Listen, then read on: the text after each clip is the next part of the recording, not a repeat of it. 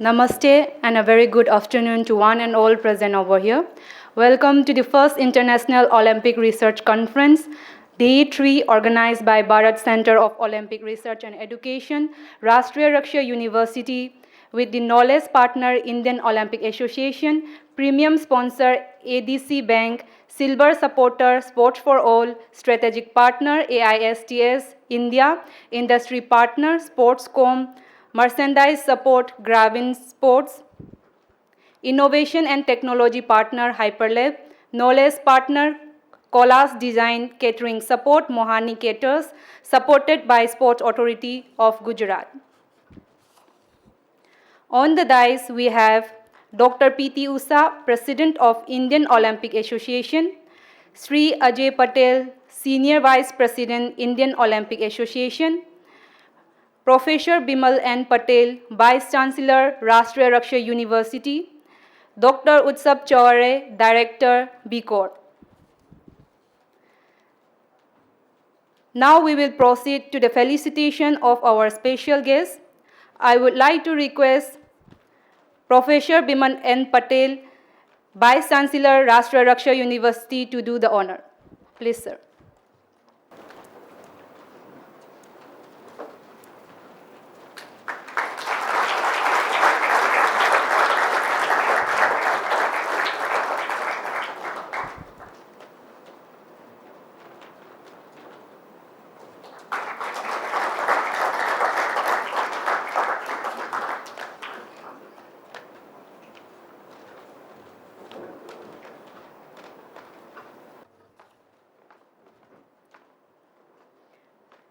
Now we will have a look at the 3D of the indoor complex video. For this, I request IT team to show the video. Welcome to Rashtriya Raksha University is an empowering national security through education and innovation and an institute of national importance located in Gandhinagar, Gujarat. Campus spread on 230 acres and growing innovation, technology and research culture, RRU campus and infrastructure aim to offer best opportunities to participants and students for their professional growth and advancement. Now let's move towards the RRU Indoor Sports Complex. Today, we are thrilled to take you on an exciting journey through this remarkable 19,097 square meter indoor sports facility, which is designed to host elite athletes and major sporting events, including the Olympics. The stunning exterior facade of the building, adorned with inspiring sports figure artwork. This unique design not only enhances the aesthetic appeal of the facility but also reflects a commitment to sports and community engagement. Vibrant artwork featuring dynamic sports figures in action.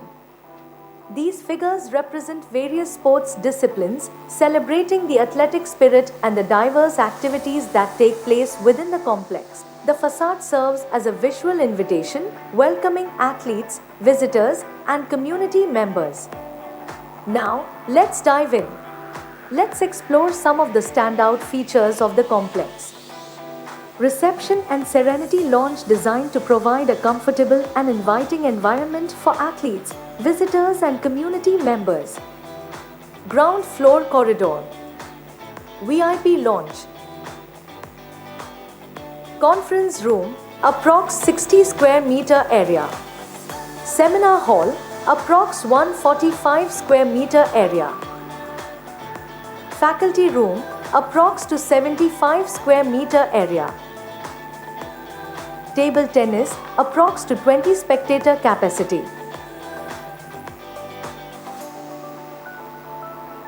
Squash court, approx 108 spectator capacity.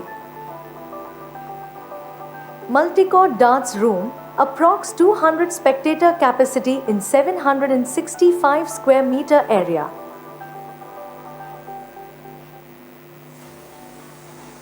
Multi-court indoor rowing, approx 200 spectator capacity in 760.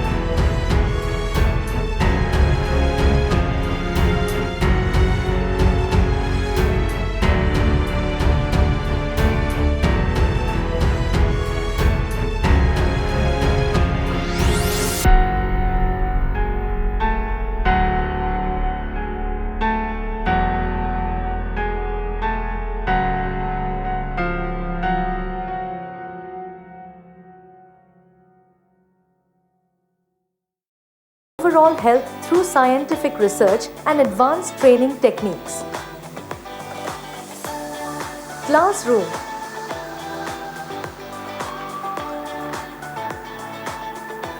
This indoor sports complex is a visionary project that will revolutionize the sports landscape in the region. By providing state-of-art facilities and a comprehensive range of sports and recreational activities. Thank you.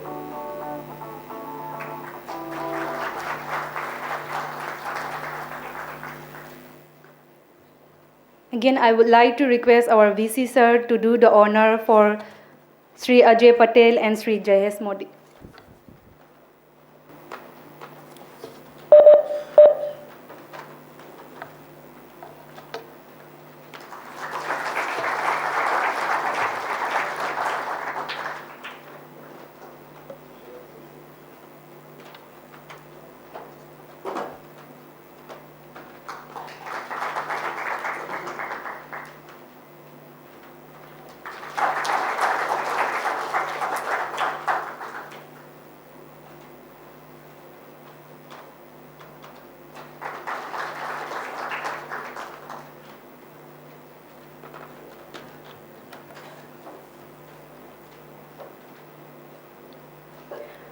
To share the experience of this conference, I would like to call upon Mr. Lambis, Executive Director, Planning and Coordination, Paris 2024 Olympic Games on it.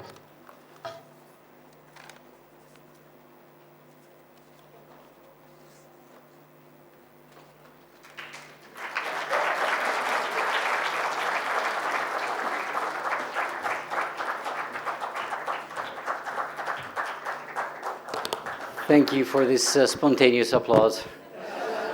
Much appreciated. Dear all, Mr. President, it's my pleasure to be here.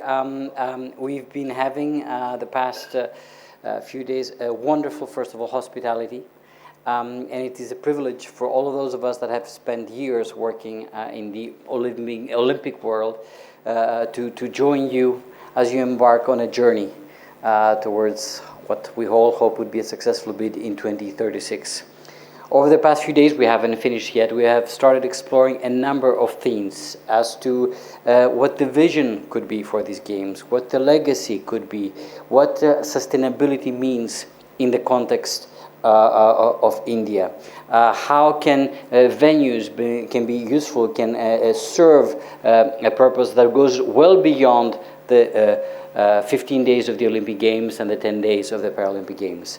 I think in an event like this, we're starting to plant good roots about what will be the plan that you will be submitting to the International Olympic Committee. And we are grateful for the opportunity we had and the hospitality that BCORE has given us to share our ideas. And hopefully we can help this wonderful nation achieve its objectives. So thank you all very much.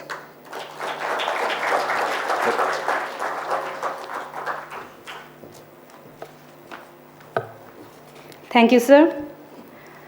Now, I would like to call upon Sri Jayesh Modi on behalf of Sri Ajay Patel, sir. Please, sir.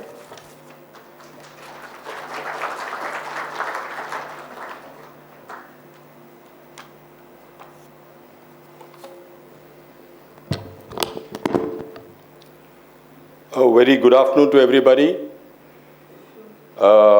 My dear friend Ajay Patel, who happens to be the Senior Vice President of the Indian Olympic Association, has been strongly advised by the doctors to refrain from talking much, but even he was not supposed to be here, but probably the love with Dr. Bimalbhai Patel, the love he has for this institute, prompted him to travel all the way from Ahmedabad to this place, got me along, and on the way he tried to rehearse and he had a problem, so I told him that don't worry, I will communicate your message to the people sitting here. So this is what Ajay Bhai wanted to share with all of you. 7 months ago, standing alongside with the legendary P.T. Usha, the visionary Dr. Bimal Patel, he had inaugurated the Bharat Center of Olympic Research and Education. Today, I am filled with immense pride seeing this conference unfold as testament to the remarkable progress and the confidence you have built in such a short time. This conference is more than an event. It's a reflection of India's evolving sporting vision. Under the leadership of Honorable Prime Minister Narendra Modi Sahib and Home Minister Amit Shah Sahib, we are transforming sports from a competitive endeavor to a national mission of empowerment and innovation. Research is our most powerful tool. It enables us to design inclusive and eco-friendly sports facilities, create sustainable economic models for mega sporting events, develop strategies that go beyond medal counts. Critical questions also must be addressed and included. How can sports infrastructure drive urban regeneration? What economic models can make mega events financially sustainable? How do we ensure technological innovation benefits athletes across socio-economic backgrounds? The Bharat Center represents our commitment to a holistic approach. By bringing together policymakers, economists, technologists, and sports experts, we are building a comprehensive ecosystem of sporting excellence. To the researchers, scholars, and visionaries here, your work is not just academic, it's nation building. You are crafting the blueprint of India's sporting future. I extend my gratitude to Shri Mansukh Bhai Mandavia Sir and Shri Bimal Bhai Patel for their unwavering support. Together, we shall ensure that sports continues to inspire, unite, elevate our nation. Thank you. Jai Hind. This was on behalf of the Senior Vice President, Mr. Ajay Bhai Patel. Thank you.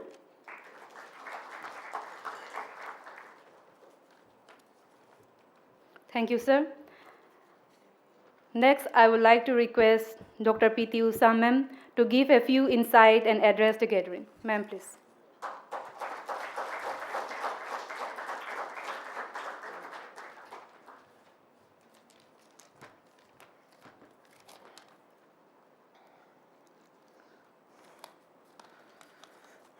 Namaste Bharat. As the President of the Indian Olympic Association, this moment holds special significance for me. When we inaugurated BCORE on Olympic Day 2024, we envisioned a new chapter in India's Olympic journey. Today, this International Olympic Research Conference stands as first milestone of that vision. I commend the team at Bharat Center of Olympic Research and Education at Rashtriya Raksha University for organizing this pioneering initiative. India's engagement with Olympic movement is at a transformative moment, one that goes beyond competitive sports to embrace the true spirit of Olympism, promoting peace, education, and cultural exchange through sport. For the first time, Olympic studies and research centers from across the globe are converging in India, bringing together experts from diverse fields.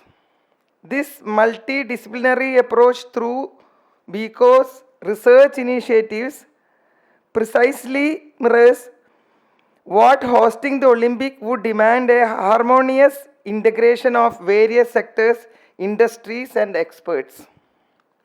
What makes this conference particularly significant is its timing.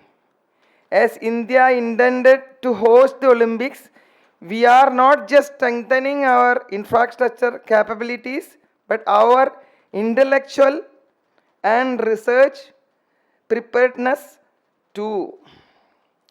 BCORE's role as India's first academic unit recognized by IOC Study Center network adds substantial credibility to our Olympic aspirations. The conference will serve as a platform where global expertise meets Indian innovation. Through discussion on urban transformation, technological advancement, sustainability, and inclusive governance, we are demonstrating India's holistic approach to sports development and its role in societal progress. This gathering sent a powerful message to the international sporting community: India's commitment to contributing meaningfully to the global Olympic movement through research, innovation, and knowledge exchange. Together, let us strengthen the Olympic movement in India and showcase our nation's dedication to Olympic values. Thank you, and I look forward to the momentous discussions ahead. Jai Hind.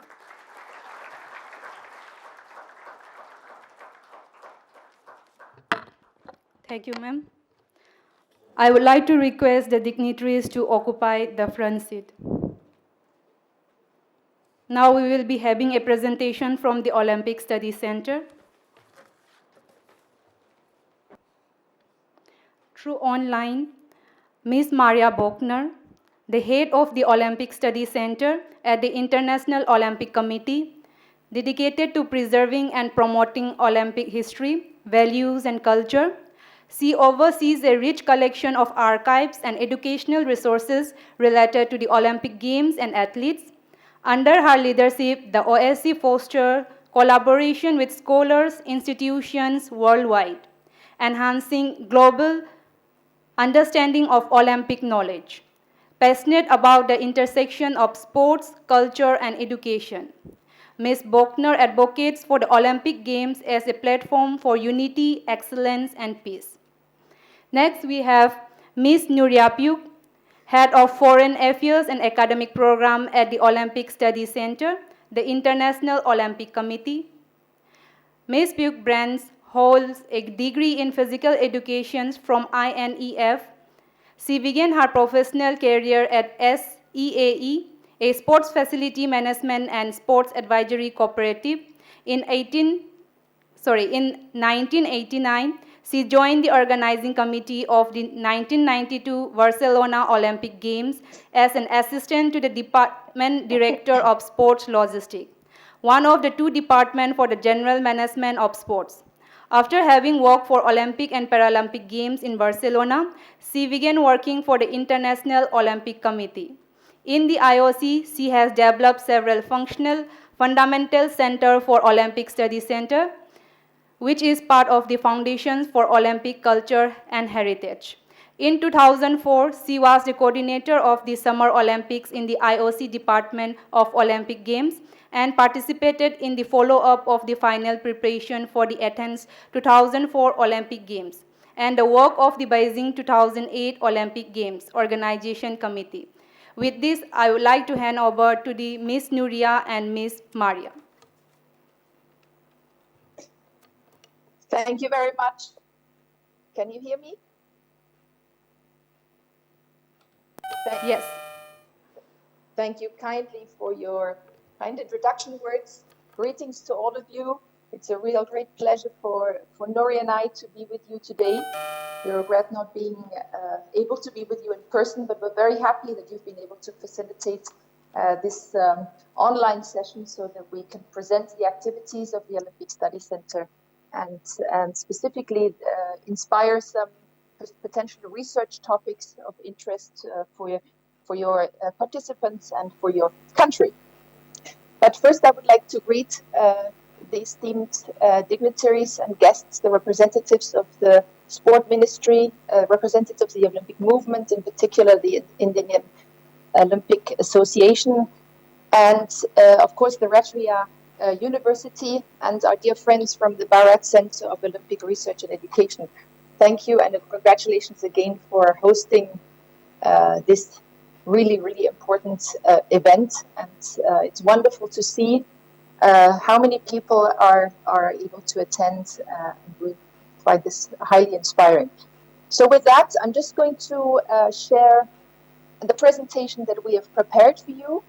We want to give you insight into the activities of, sorry, wrong button.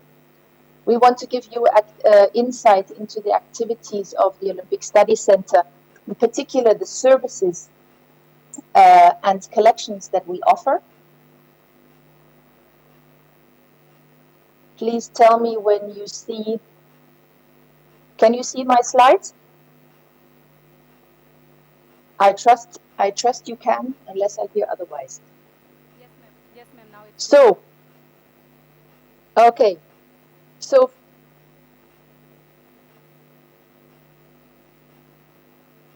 the Olympic Study Center is part of the Olympic culture.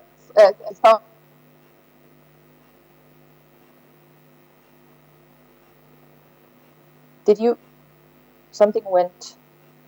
You lost it, right? I'll leave me to share again. Sorry. Okay. So for the Olympic Study Center, as source of reference for Olympic knowledge, we're located, we're accessible to the public. We're located next to the Olympic Museum. And as I said, we're part of the Olympic Foundation for Culture and Heritage, or other way said, the Department for Culture and Heritage of the International Olympic Committee. Our mission is dedicated to making Olympic knowledge accessible, fostering support and for education, study and research related to the Olympic movement and to the Olympic Games, and in particular to offer a platform for dialogue between the academic world and the Olympic movement, which is of course, which makes us the point of entrance for all researchers, scholars, and everyone involved in the academic activities into the IOC, into the Olympic movement, and our particular programs that we offer to foster and support academic activities. In our presentation, I just want to show you briefly knowledge platforms that we have built over the last years and we want you to know about, where I will present briefly special knowledge collections about the Olympic movement, talk to you about Olympic World Library Partnership programs, and then Nuria is going to present the academic programs and the network that we oversee. First of all, you have probably, either you yourself or people that you deal with, have many questions about the Olympic movement. It's not easy to understand how it is organized, which roles and responsibilities the different organizations and institutions in the Olympic movement hold, how the qualification for the games happen, or typical expressions that we use in the Olympic movement that are not easy to understand. So we have put together a platform, which is the frequently asked questions accessible on Olympics.com, which has over 120 questions in which knowledge can easily be searched for and found. So I invite you to take note of this section, and any questions that you have in regards to protocol, roles, responsibilities, special definitions, etc., you will hopefully find your answer there, and will also give you access directly to the most relevant sources and further readings on that topic. So it's a page that we regularly update depending on new decisions, new activities, events that the IOC is hosting. So I invite you to take note of that page. Our main outlet is the Olympic World Library, which is an open, accessible library catalog and search engine and information portal all around Olympic knowledge, particularly publications, so academic publications, but also the official publications of the IOC, of the organizing committees of the Games, and Games-related publications by national Olympic committees and international sports federations. So we carefully curate this collection. We add between 1,000 and 2,000 new titles per year. That makes about 20 to 30 new titles per week that are included in this. So it is a permanently evolving and growing, unique collection of Olympic literature that you can access from anywhere in the world. Altogether, we have over 40,000 titles, and that thanks to our detailed digitization projects over the last years, you can access over 15,500 documents in digital format, meaning you can open the document and search by keyword directly in the document. So I invite you to consult, save it as your favorite. Please, the Olympic World Library, your go-to place for literature, and where we also make available special collections that I want to present to you briefly. I won't take you now to the Olympic World Library and won't be able to do a live demo because our time is too short for that. But I invite you to take note of special collections that we have, for example, the official reports of all editions of the Games, which is really a very, very comprehensive publication that each Games organizing committee publishes after the Games, that really retraces how the Games were held and organized.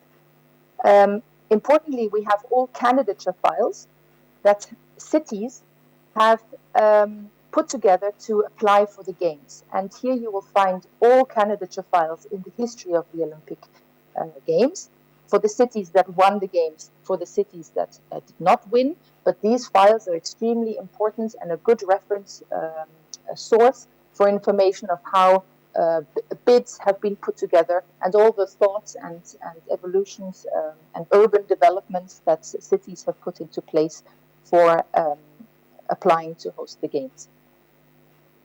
Two other collections I want to raise your attention to. Each of these that I put here on are easily accessible via the homepage of the Olympic World Library. So I invite you to dive into all of them and discover them. But we have the Olympic Knowledge Essential Reading series of articles that have been carefully curated with on all topics from history, evolution, through to the Olympic Games and Olympic movement in today's society, through to videos that are displaying our IOC colleagues who are presenting the newest strategies on important topics of the Olympic movement. So this is just some examples. We have digitized Games collections over the last year, so you can access all publications of different Games hosted in the Games. So these are hundreds of publications. I won't go into too much details. And these zoom-in pages, we call them zoom-in pages because they're zooming in and giving a wide selection of official and academic publications on topics of key interest, ranging from, as you see here, athletes' health and protection, through to the candidature procedure, development through sport, but also very contemporary topics like esports and gaming, but also AI and sport we just launched last week. These are pages that have a comprehensive list of recommended readings, an introduction into the topic, online links, etc. So each of these are supposed to facilitate research and education significantly, and we hope that they serve you useful. We also put together reference documents that retrace factual and historical information on many, many topics. So there's a list of, I think, over 25 documents from mascot, the program, the Olympic program, how it has evolved over the Olympic history, through to posters, mascots, medals, etc. So these are easy, accessible documents that can serve useful if people are creating content, maybe social media content or productions for films or quiz shows or what be it. So I invite you also to access and use these documents for your purposes. So I want to raise your attention that we are offering the Olympic World Library. We want to make it as accessible as possible. So if you have the wish to make it accessible via your network, your web pages of your university, of your institution, of your library, etc., then you can add either a QR code or the search widget directly on your website. So I invite you to take up this offer. It is, of course, free of charge. We want to facilitate access as much as possible. So we're happy if we can work together in the sense that we make this accessible to people via as many outlets as possible. We also have the opportunity to offer the Olympic World Library as a library management system. If an institution in India has a significant library collection and would like to integrate it into our system, use our back office, there's also the opportunity that we're offering to stakeholders of the Olympic movement. So please don't hesitate to reach out if you have questions regarding this. And with that, I would like to hand over to Nuria to speak specifically about our academic programs. Thank you very much, Maria. I hope you hear me all. Greetings to all. We, as mentioned by Maria, we would love to be with you in person here. Unfortunately, it was not possible, but really appreciate this opportunity to be with you today and present the activities of the Olympic Studies Center. As Maria mentioned, the Olympic Studies Center is the main entry point for the IOC and the collaboration with the academic community.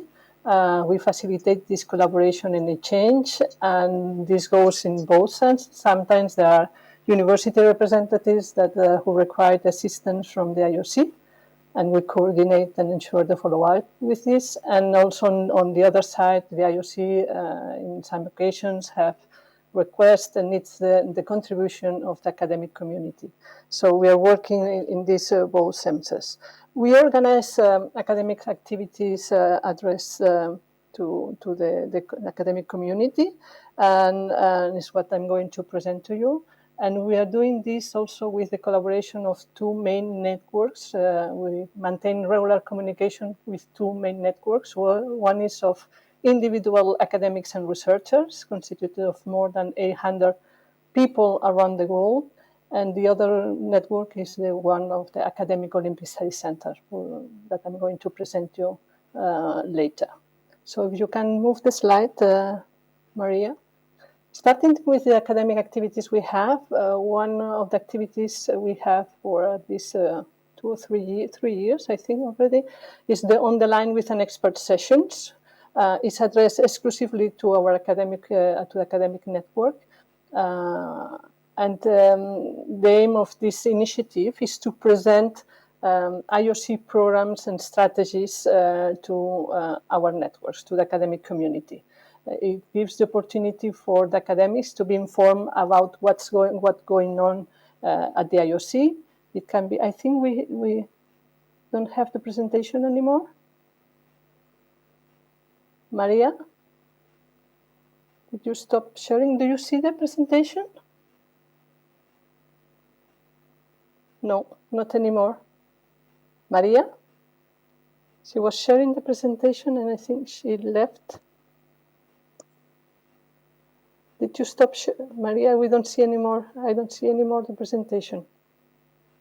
Sorry, I had lost you, or I'd lost connection. I don't know. I'm sure. Now, I think hope it works now. Yeah. So every quarter, more or less. Yeah. Sorry.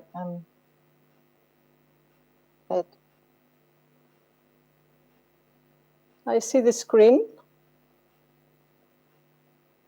Well, if not, let me know if it doesn't work. So in these sessions, we organize these sessions more or less every 3 months. We choose topics that has been developed in recently, And you have this address. There are 30 minutes presentation by one of our IOC colleagues in charge of the program of the strategy. And then there are 30 minutes of questions and answers. We record these sessions, and then we publish them, the video on the Olympic World Library. So you can already watch as well the sessions we have organized.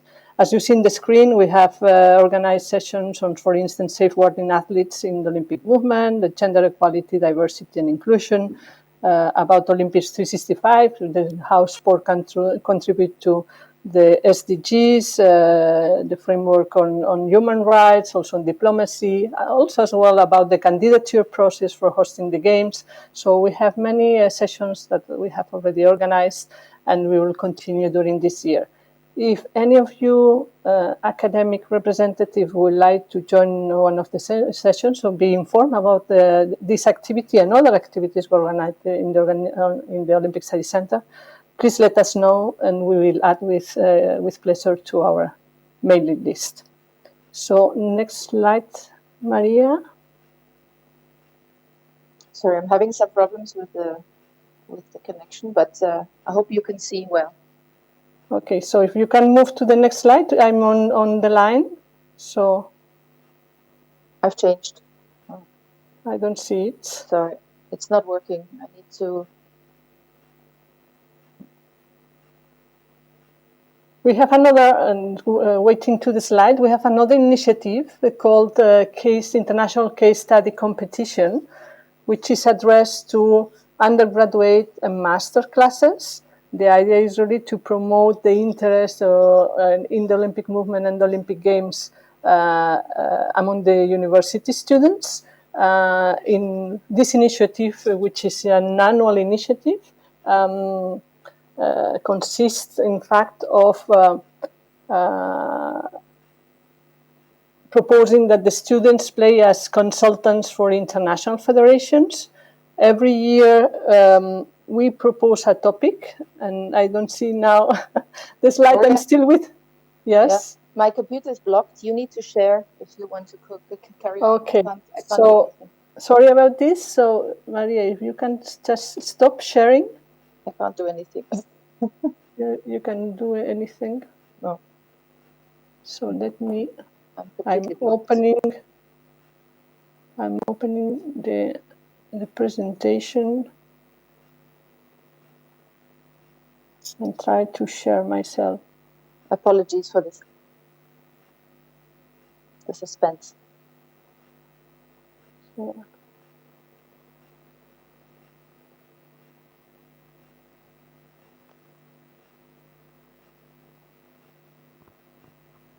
you're sharing your screen. Do you see the presentation? Yes, it's visible. Yes? Okay. Because now I don't see you, but okay. So I have to move the slides.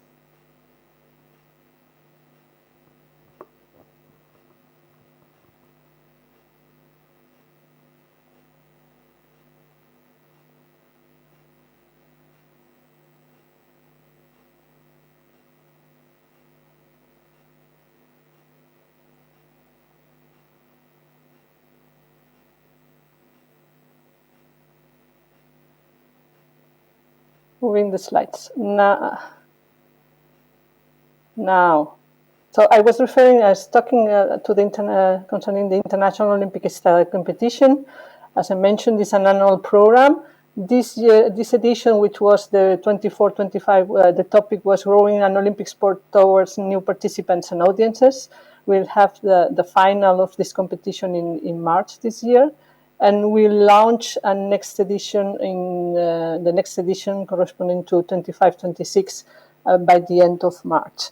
So the masters and undergrad classes play different phases. At the beginning within the university in their class, and then they start to compete with other classes international. And finally, there is a semi-final and a final with an international jury that we organize. This initiative is organized in collaboration with two universities, one university in Germany, the University of Mainz, for the master category, and a new one university in Spain who has as well an Olympic Studies Center, which is the University Europea de Madrid. So all the information concerning these initiatives are available on our website. We also support research, and we do that via two different research grant programs. The first one is a program addressed to PhD students and early career academics, where the candidates can present any topic related to the Olympic movement. This is an annual program that normally we launch in April-May. Applicants have until the end of September to present applications. We decide by the end of the year, and the grant goes during the natural year, which means we will launch the next edition, that will be the 26th edition in May, more or less. Then we'll have candidates until the end of this September, and the grants will be delivered for a project to be conducted in 2026. We have as well another grant program called Advanced Research Grant Program, which is addressed to established researchers. It lasts almost 2 years to conduct the research, and we are currently assessing the candidatures for the 25-27 editions. The grants have a total amount of $40,000 US, and we identify priority fields of research. That's in collaboration with the IOC departments. These topics that I'm going to present to you now gives you an orientation about what are the key areas of research the IOC is interested in. Just to get, before presenting the areas, to inform you that with the two grant programs, we have already funded projects proposed by 360 researchers. We started in 1999 with the research grant programs, first with the PhD one, and in 2014 we created the second one related to the advanced researchers, which gives really opportunity for established researchers to collaborate with the IOC on really topics that are of interest for the IOC, and that with the aim that the results and the outcomes of this research can contribute to the programs and activities of the IOC. So presenting you a little bit the topics for this 25-27 edition of the Advanced Grant Program, but that gives as well, as I mentioned, orientation of what are really the areas of research the IOC is currently interested in. So we have topics related to the areas you have in the screen. On the screen, on one side, aspects related to safe sport and protecting the health of the athletes.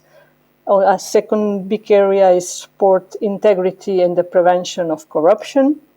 Third area is Olympics 365, the contribution of sport to the Sustainable Development Goals. There is also an area on human rights, another on gender equality, diversity and inclusion, and finally, supporting the training of the coaches.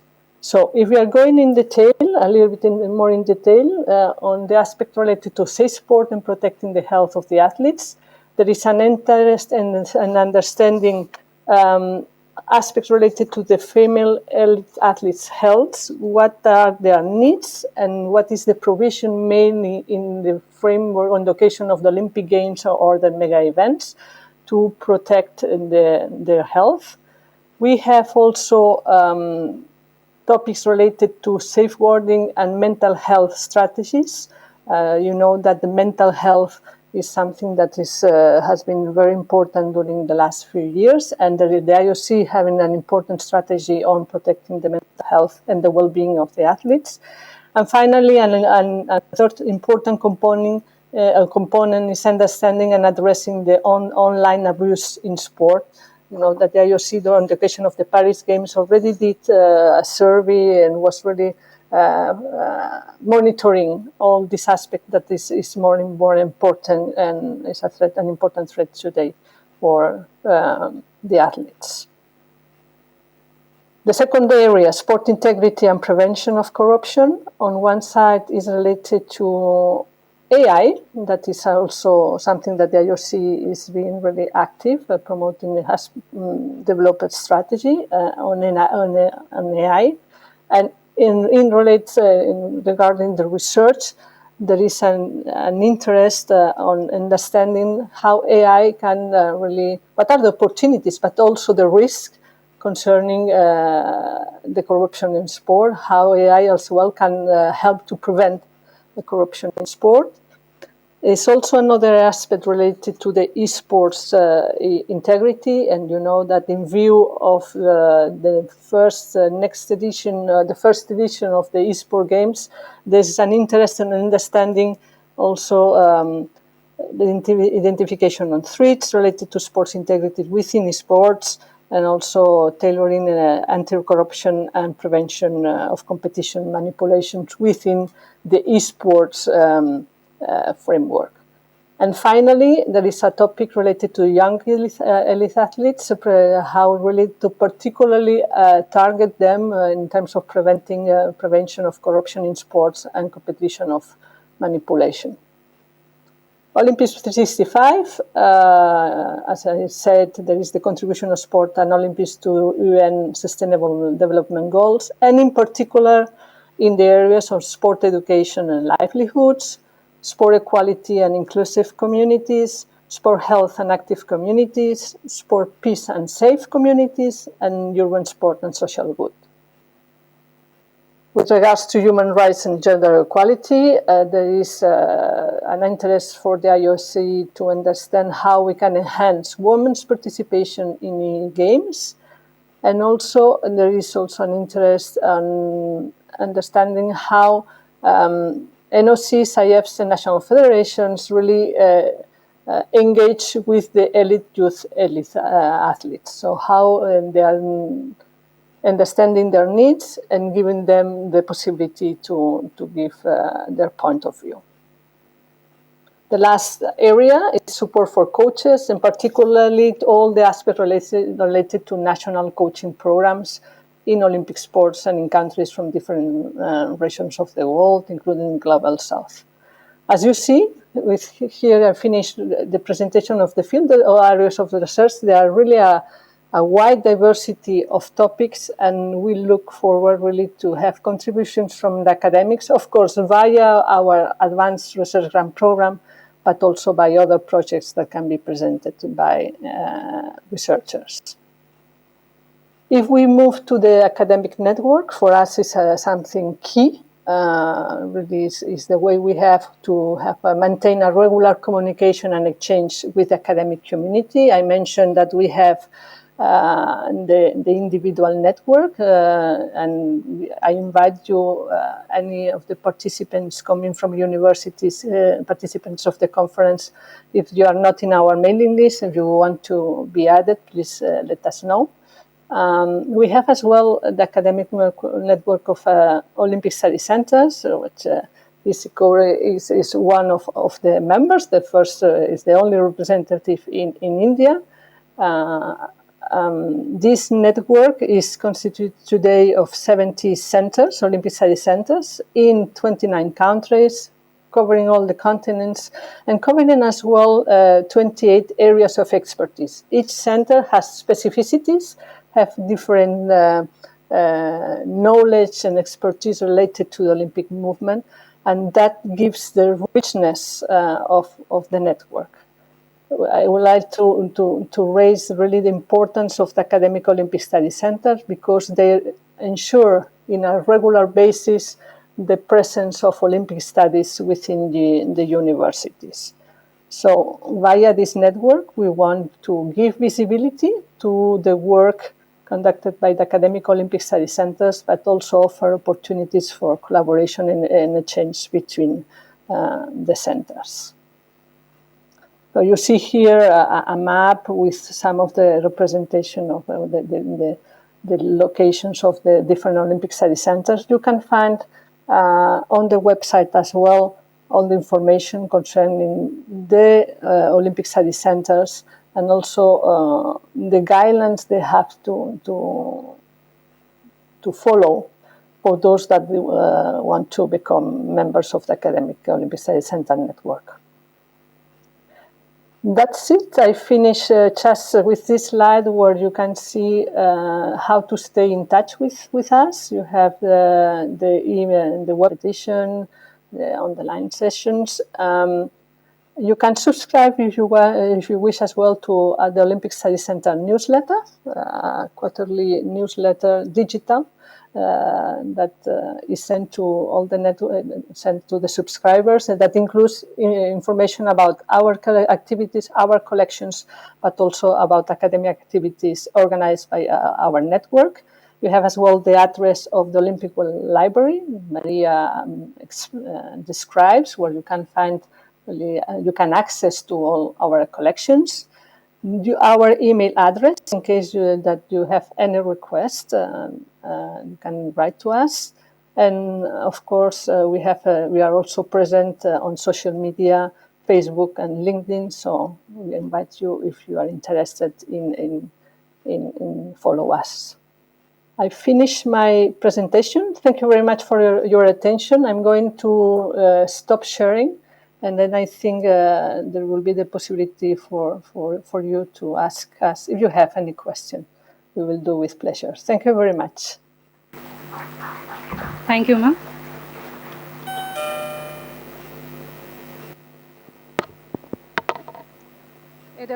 It was a wonderful presentation which highlight the key role of Olympic Study Center.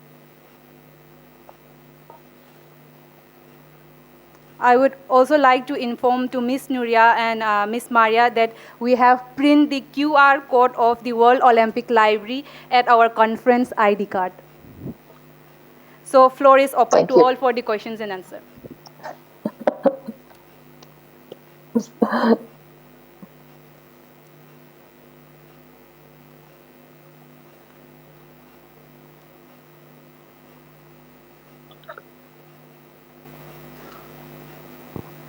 Hello.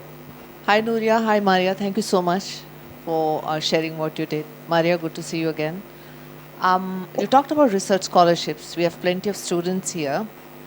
So I'd like to know what kind of scholarships you have. Is it a full scholarship from start to finish? Are you talking about partial scholarships? This is for me, I guess.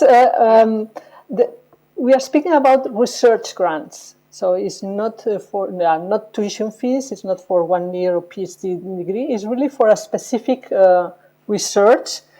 In the case of the PhD students or early careers that are postdocs, are the ones that they have awarded the degree within the last 3 years. For the PhD students, they have to present a project that can be conducted within 1 year and that is part of the PhD thesis. So they're presenting this project. The funds, the awards, is of a maximum of $6,000 US, and it's really the money is has to be addressed to cover expenses directly related to the research, for instance, or for coming to the Olympic Study Center to consult the collections, or to travel to some place really to do interviews or to do observations, for transcriptions and so on, also for dissemination purposes. So it's really covering Olympic-related, research-related expenses. Similar in the case of the advanced grant program, which is really an amount of $40,000 US. In this case, there's already for doctors and established researchers within the university, but it's also, again, to cover the expenses related to the research. Thank you. And just to add to that, there are scholarships for some courses by Olympic Solidarity that are supported for master program, for example, of the International Olympic Academy in Olympia. There is a scholarship for the Master in Integrity and Ethics of the MICE program. And there's scholarships for the Master in Olympic Studies at the University of Cologne. So these are scholarships that have to be applied for, of course, via the National Olympic Committee of the country, and then a selection is made by that team and the university, depending on the credentials of the applicant. But if you are interested in those, I invite you to liaise with the NOC and see what they can do for applications if you have candidates that might be interested in these programs. Awesome. Thank you.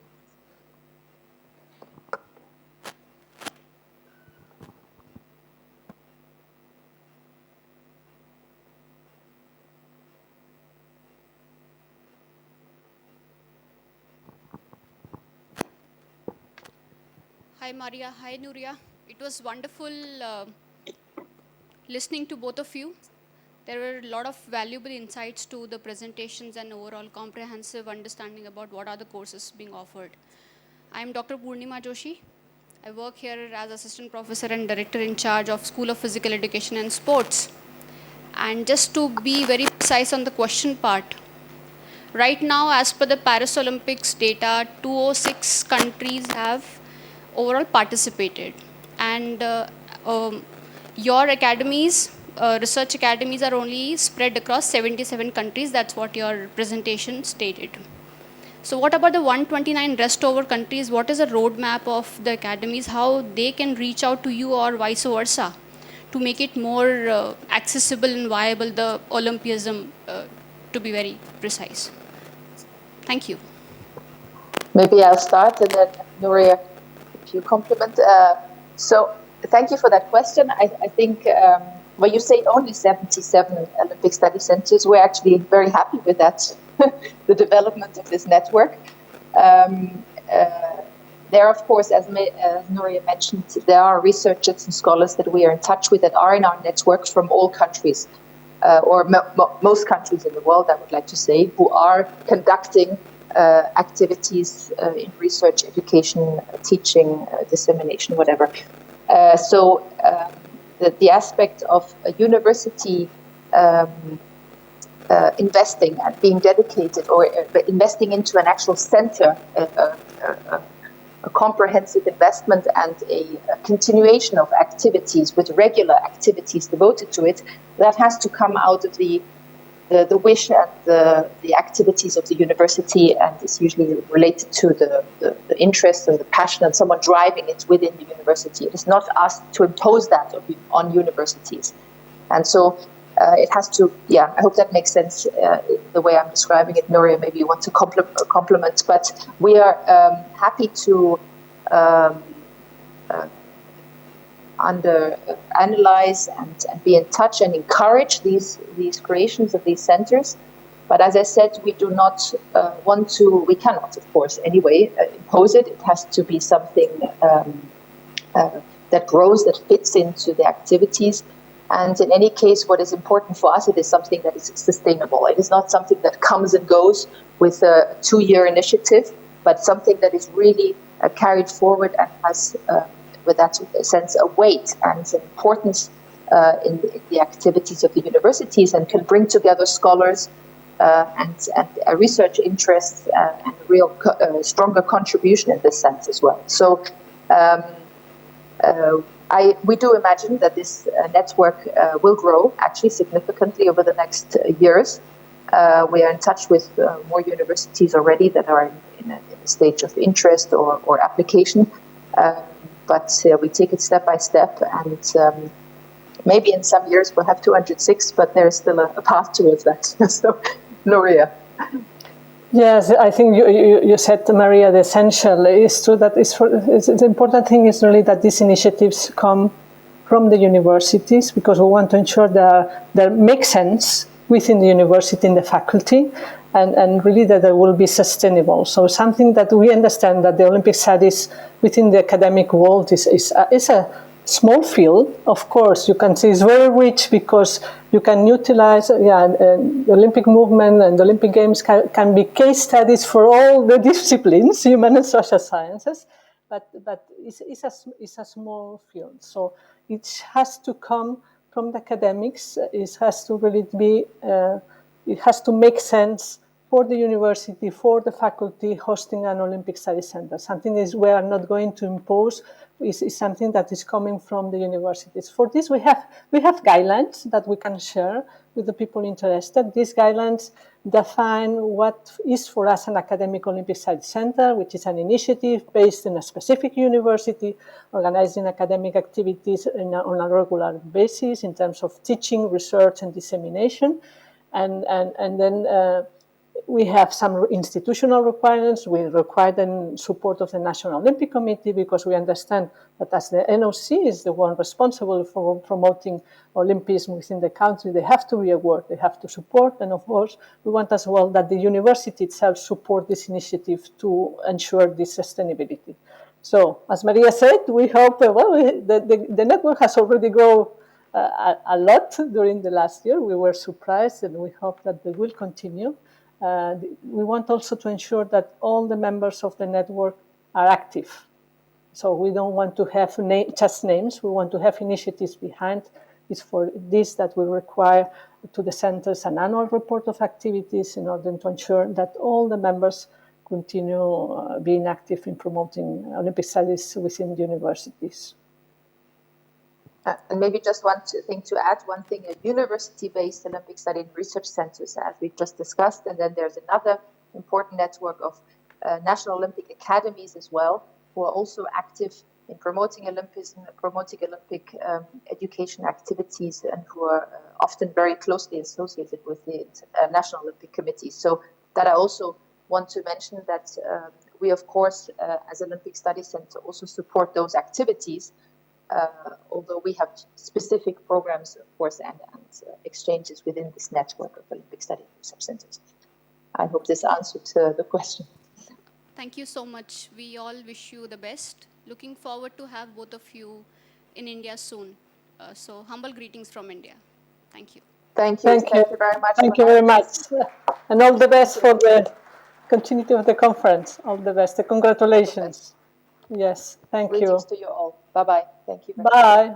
Bye-bye. Just a minute. So just a minute.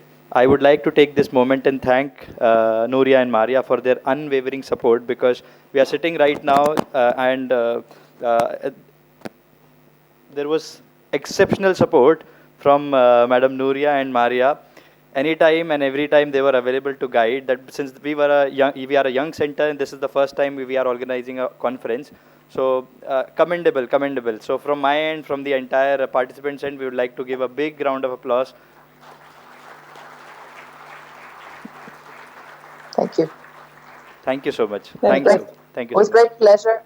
It was great pleasure, and congratulations again to organizing this event and for you. All the initiatives that you're launching and everything that will be born out of this.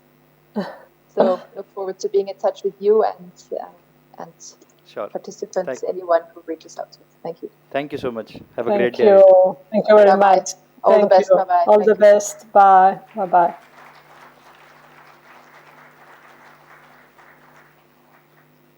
So due to some time constraint, we will proceed to the next session, that is the panel discussion on the climate resilience in mega event, challenges for India 2036 Games, addressing environmental impacts and solution. For this, I would like to hand over to Mr. Prithvi Patel.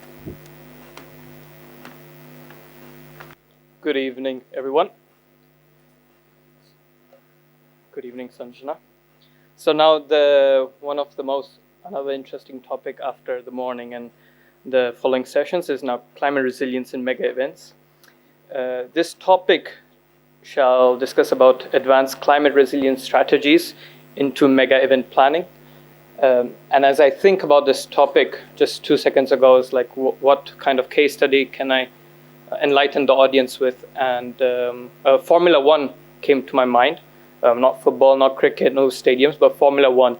And if you see the schedule of Formula One, the calendar, it's quite not really in line with the continents. It starts with the Australia, then for this year it will go China, Japan, then out of nowhere it might go into the Middle East, then into US, then Europe, then perhaps back into the Middle East, Europe, Latin America, US, and end up with Middle East. So, and if you've seen Formula One, the paddock that they have are transportable. You cannot put them in one place because those racetracks that you see are continuously used by other driving companies. It's not only Formula One Grand Prix taking in that circuit, it is other things. So when I started following, I started in 2018 because of Sebastian Vettel, also Max Verstappen, because I'm also Dutch, so I like Max Verstappen. And that question at that time arises is, how do they transport these things? So I looked into it, and you see it's quite, there's a lot of combustion going behind it. Of course, they have their own ways onto how to, put this into strategy. But it's very interesting as a food for thought how sports and climate resilience is integrated into this. So this topic will focus into sustainable infrastructure design that we had in the morning. We also talked about water waste management. Someone raised a question of biodiversity conservation, carbon footprint reduction, especially in our country, in our state. Thereafter, we have been discussing about data. So what is any predictive climate modeling, considering, let's say, Olympics that we want to host, or any events that will still take us time to bid? So let's say 4 or 5 years, what's the climate change effect then? And we'll have now speakers that will look into how to leverage these innovative technologies and scientific research, as I am a law student. So me being here, I can just speak. So that's why I'm a moderator and not speak more about science. And how can we set a global standard for climate resilience mega events? So the first expert that I would like to invite out of the three, who'll be giving a 10 to 15 minutes discussion, is Mr. Praveen Nahar. He is a distinguished professional and former director of the National Institute of Design and Architecture in India, a well-reputed institute. I love architecture, I love interior design. I like to draw as well, but not at the scale of urban planning and architectural innovation and system design, etc. So, and during his tenure, he has promoted integration of creative thinking and practical design, establishing the NIDA as a leading institution in education research. Mr. Nahar is also recognized for his contribution to design thinking and sustainable architecture in India, and we hope his legacy continues to inspire professionals and students in the field which he's prominent in, and now also sports. So I invite Mr. Praveen Nahar on the stage to give his presentation. So good afternoon, everyone. This is, I'm from National Institute of Design. It's not a National Institute of Design and Architecture. NID, as you know, that it's the oldest design school right here in Ahmedabad. Started in 1961. And of course, NID used to have a experimental architecture wing at some point of time, and we had some great architects associated with the institute.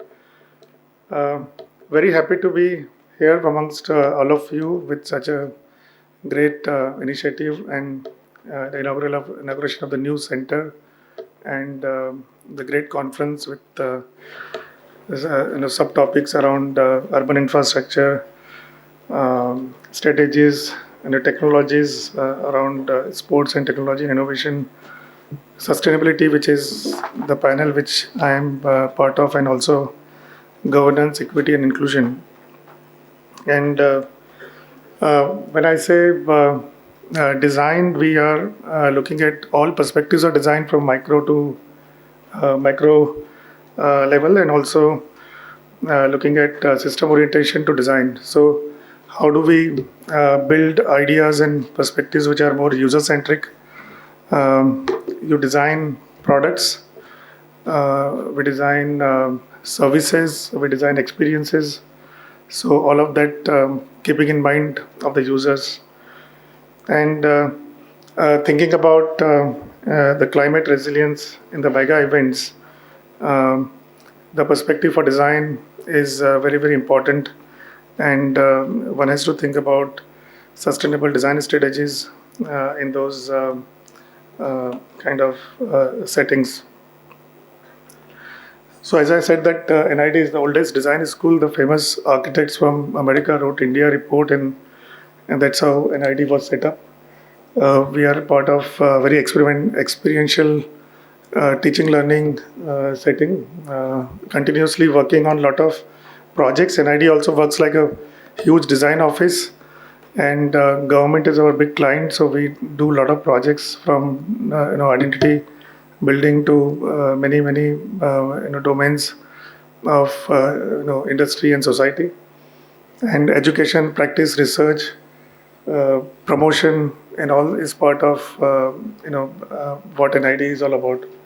So it's a very multidisciplinary institute, and a lot of people also do take interest in infrastructure design, design for sports, the extreme performance, deep technologies, and those kind of IT integration into design. Many of those areas which we kind of promote.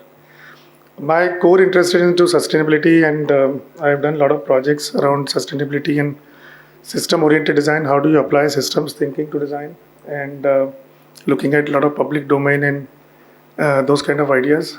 You must have seen Mumbai suburban trains, which is like a design for the extreme kind of setting.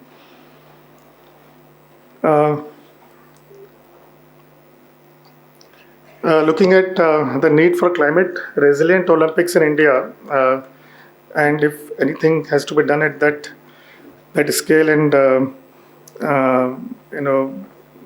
and that kind of impact, and thinking about 2036 as the futuristic part of this, it has a significant environmental. Any event of this scale has a significant environmental footprint, whether it is energy use, whether it is carbon emissions or waste infrastructure. And I know that today we had a session in the morning.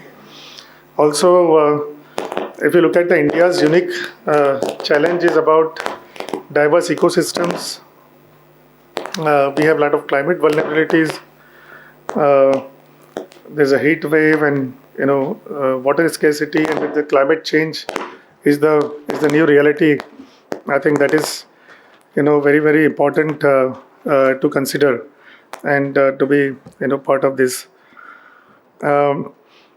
At the same time, there is a great opportunity where Olympics can be a catalyst for sustainable urban planning and gives a new directions.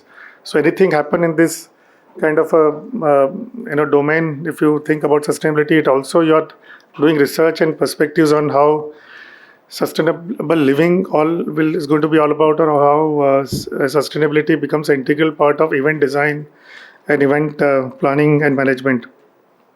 And not only the event, but also the post-event and the long-term infrastructure resilience in general. So leveraging opportunities also for the future, and how that sustains. And also great opportunity for generating new knowledge. Talking about sustainable infrastructure and circular economy approaches, I think we have Mr. Lambis from Paris 2024, and I think you are going to touch upon the carbon neutral approaches, which possibly you, and also a lot of retrofitting of existing venues, and how you sort of augment infrastructure within those. So basically, possibly we may have to look at a few design strategies, whether it is adaptive infrastructure, using existing venues, retrofitting old structures, and designing modular and temporary venues which are repurposed and reused to the newer context. A lot of circular economy principles, where you prioritize recycling, reuse, and locally sourced materials for all the operations, constructions, and also during the event, from small products to mega ideas. Circularity is going to be a part of that, and as a mega trend of the future, this is going to be one of the very important perspective. Low carbon energy.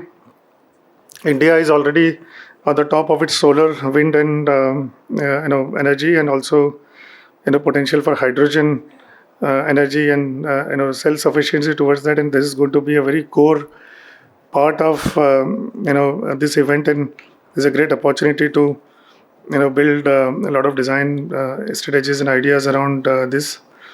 Of course, smart water management, rainwater harvesting, wastewater recycling, reducing overall, water intensive infrastructure. So I think these are all going to be part of this. So many of the environmental concerns which are emerging today, and which is going to be emerging 10, 12 years, have to be a very, very integral part of how we see sustainable infrastructure for such events and afterwards. Also, I think Tokyo 2020 actually demonstrated, renewable energy and the hydrogen-powered Olympic village as an example. So we'll have to really think that how we kind of move ahead and leapfrog and build a lot of new perspectives. This is one of the thing about data-driven climate resilience. This is, although not my core area, but I think today there is a lot of predictive climate modeling has been happening, and there is a lot of information visualization and dissemination happens, whether it is a heat and weather simulations, whether it is about real-time monitoring and also smart waste management. And I think a lot of smart city initiatives are using these perspectives, and I think it has to be a core part of the planning for sustainability, how you sort of monitor the data and continuously kind of work around this. Biodiversity conservation and community engagement is a very integral part of any event, and it has to be non-negotiable perspective, and very, very eco-sensitive venue planning, whether advocating and avoiding the ecologically fragile zones, restoring, also looking at how do we restore degraded lands post games, and build the strong strategies and perspectives around that.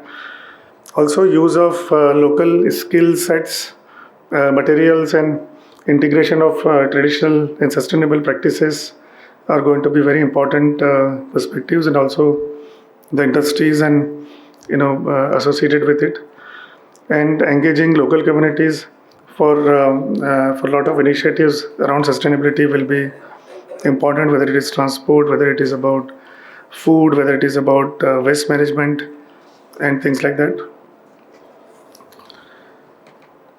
Of course, one has to balance the sustainability with economics, and there's a common challenge that green initiatives are expensive, but the sustainable planning also needs to long-term savings. You save a lot of energy. There's a lot of reduced maintenance costs, and continuous recycling also save, or repurposing also save a lot of opportunities. A lot of corporate sponsorships and sustainability focused funding can be leveraged through a public partnerships, and also infrastructure which will be designed for the games should transition into long-term public assets, whether they are sports complexes, whether they are urban parks, whether they are futuristic living spaces. So thinking of those 20-30 years ahead of time, and it has to have a very graceful integration to the nation. And not only we do this, but also generate our own knowledge around this. So to conclude, I would like to say that, and I said earlier that climate resilience should not be an afterthought, but may be embedded in every aspect of Olympic planning. One has to make probably a charter for this, and I think very strong research agendas have to be embedded into the research initiatives of the lab which is created, and I think many universities and think tanks can participate in this. Also, this kind of planning and initiative can really set up a global benchmark in sustainability, innovation, and community-driven solutions. And also, one should apply a lot of systems thinking approach to ensure that the economic, environmental, and social sustainability really go hand in hand. And I would really kind of foresee that a lot of startups, a lot of environmental agencies, a lot of universities and other stakeholders participate in this initiative very, very actively. Not only for the games or an event of this scale, but also creating new knowledge, which is will be very useful for the future urban development and design. So this is from my submission, but I'll come back to you in the discussion. So thank you.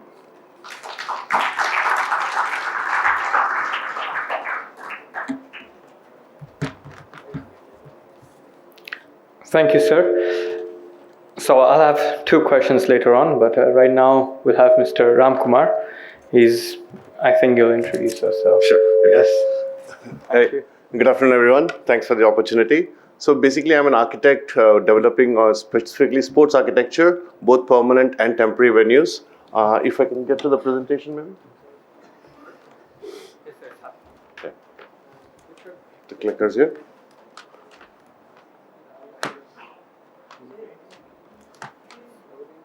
Yep. Yeah. So I would like to start with the fact that yesterday was the opening ceremony for the National Games, which has started in Uttarakhand. It's an Olympic, part of the Indian Olympic Association's events. 10,000 athletes.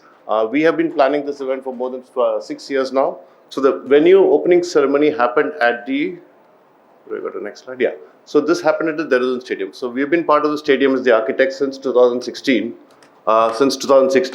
So the important part is India's first LEED Gold certified stadium. So the initiative to be sustainable started almost 6 years ago when the government decided to host the Olympics, the National Games.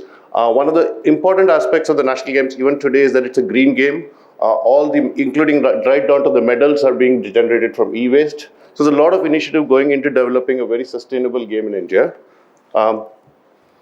Next one. So when we look at climate resilience for mega events, over the last 100 years, temperature has gone up by nearly 2.5 to 2.7 degrees globally. So which means it's impacting the performance of an athlete very substantially. So it's not just the Olympics, all mega events are getting affected. Both the performance of athletes, records are going to get eventually impacted.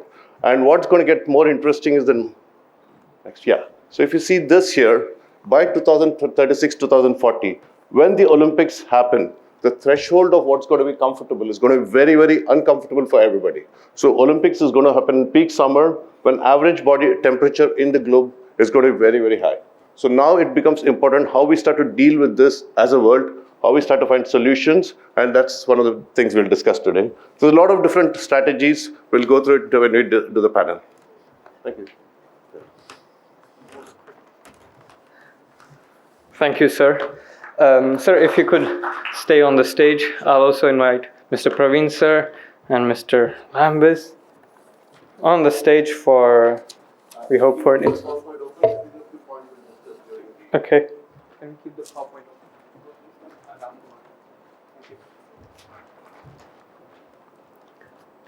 So by now we know all the speakers. Mr. Lambis has integrated into the Lavad citizenship by now. More than I have. So let me start with, unless the speakers have an interesting topic to start with, I can start with a topic that raised me during Mr. Praveen's talk, is that, well, Neil and I were discussing. We can start with the one you said, F1. F1? Perfect. I love that topic. Okay, F1. So F1, when you mentioned, so the interesting thing in F1 is that when it comes to the infrastructure for setting up an F1, they have almost 4 or 5 containers which move around the globe, carrying all those temporary venues along with them. So it's not just about having permanent temporary venues, but having a plan to keep these temporary venues mobile. So that as and when you require, when you mentioned earlier in the presentation also about how you're able to get everything from Europe into Paris for the Olympics in Paris. So similarly, the F1 works with a very specific agenda of keeping it sustainable by having mobile infrastructure which is available across the world at all the cities. So it's just the same set of equipment moving across. So containers are permanently in the water when it comes to F1 over the last, I think, 8 to 9 months of the year, which is very interesting when you mentioned about F1. This is something that also happens to a certain extent, the Olympic Games. In fact, one of the biggest venues that is required to deliver the Olympic and the Paralympic Games is what we call the IBC, the International Broadcast Center. So this tends to be a shell that the organizer provides. But what goes inside is provided by the Olympic Broadcasting team, who is the OBS, who is the one that's delivering the TV signal to the world. So what they've done for the past few games now is they have a number of modules which they move. They brought them to us from Beijing. We finished, and now they are already setting them up in Milano. So it's something that has been incorporated in the Olympic logic, but of course not everything can be done this way. Since I have the microphone, unless you wanted to, please go ahead. No, just going to keep it. Yeah, since I have the microphone, maybe I wanted to come back to something you talked about the circular economy.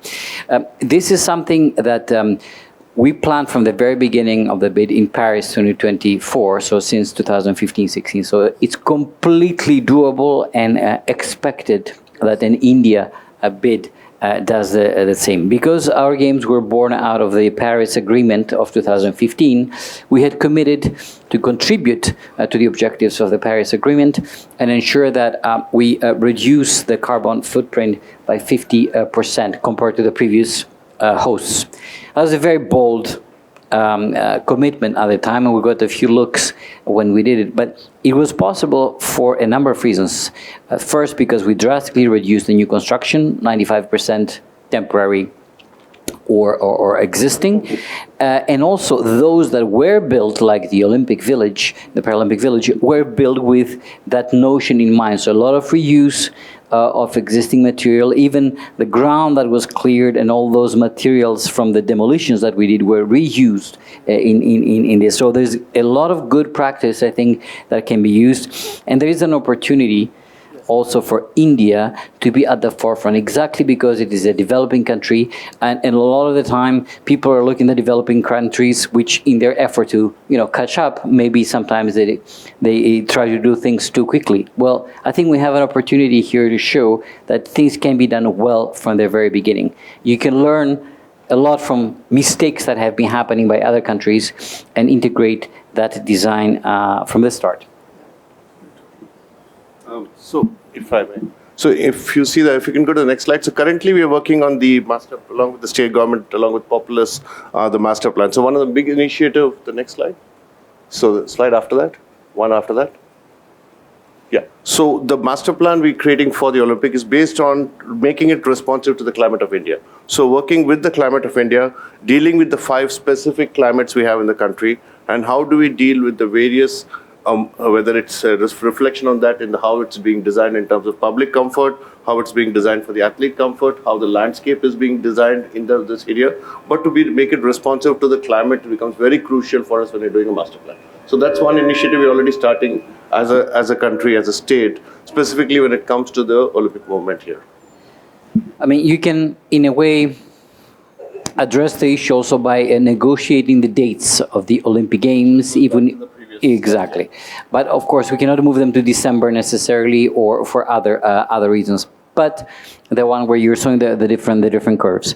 But what we try to do, and I would welcome your thoughts on this.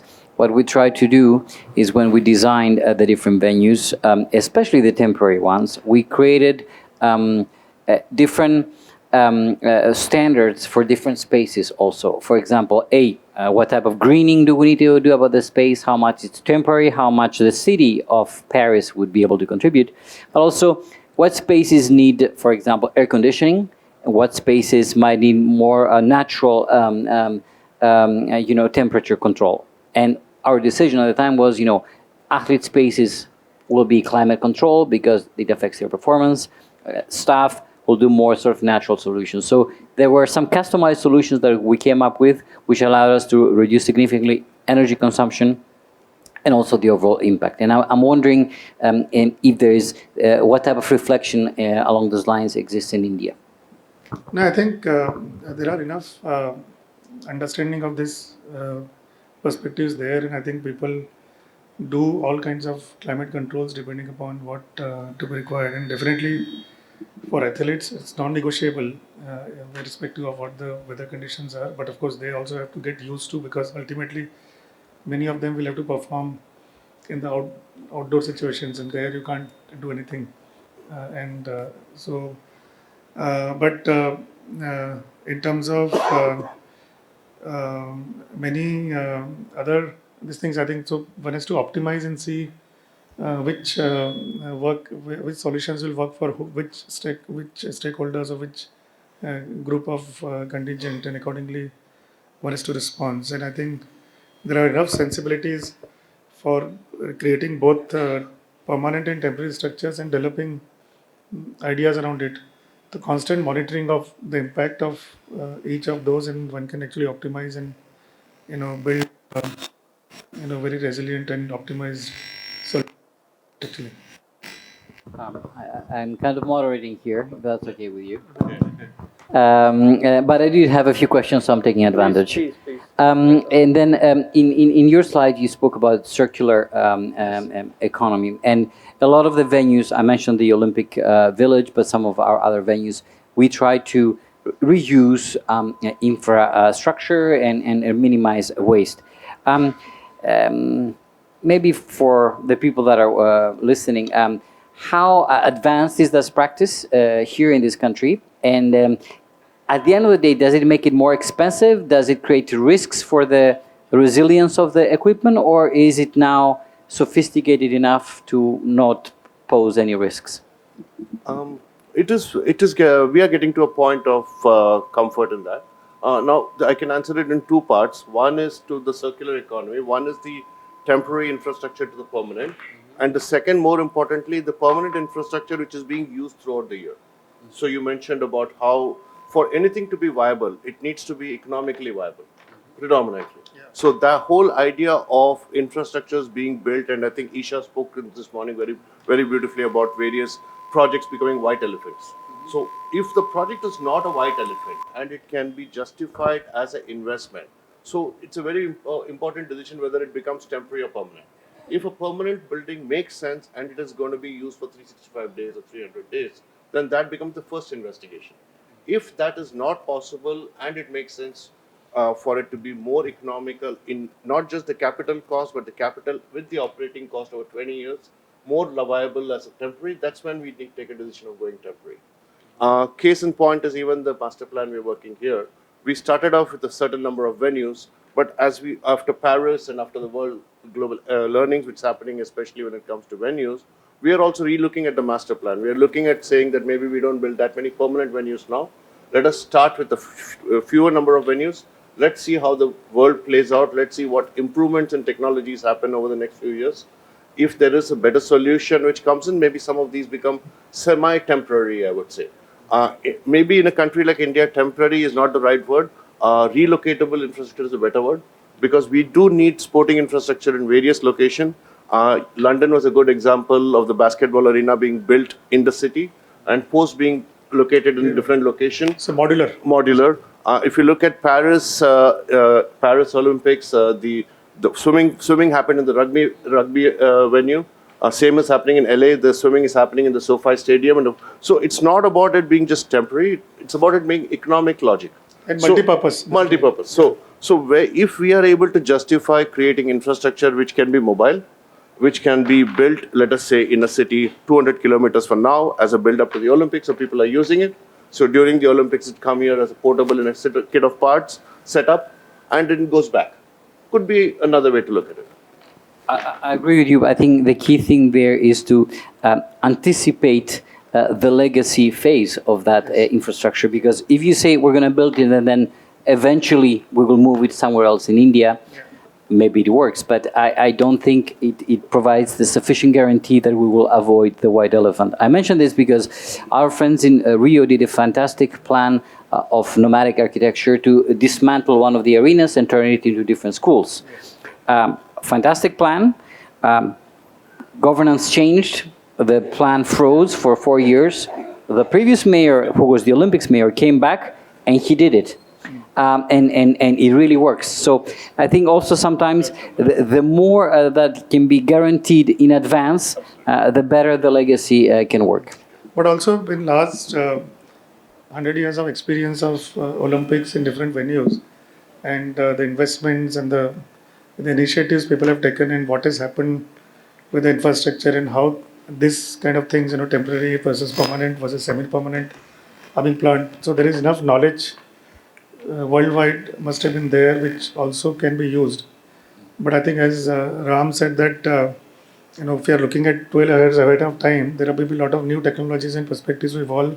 So you also have to sort of wait for that to come, and then build on that. But some things are there, so you just I mean, we do have 12 years, but we don't.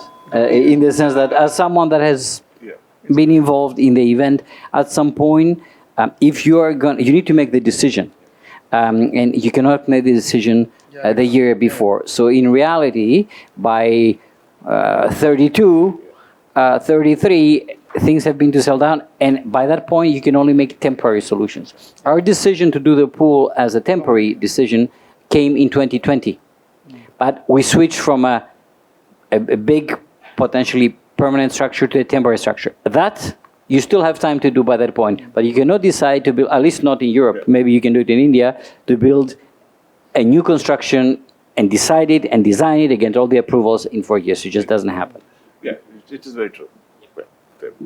So you have technologies now which can 3D print and build things and all that, and those will evolve I think next 15 years, and you can also do a lot of permanent things probably in a shorter times as the technologies will evolve and get optimized probably.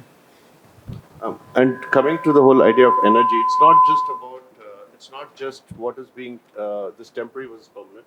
Like if you go to the next slide if you can.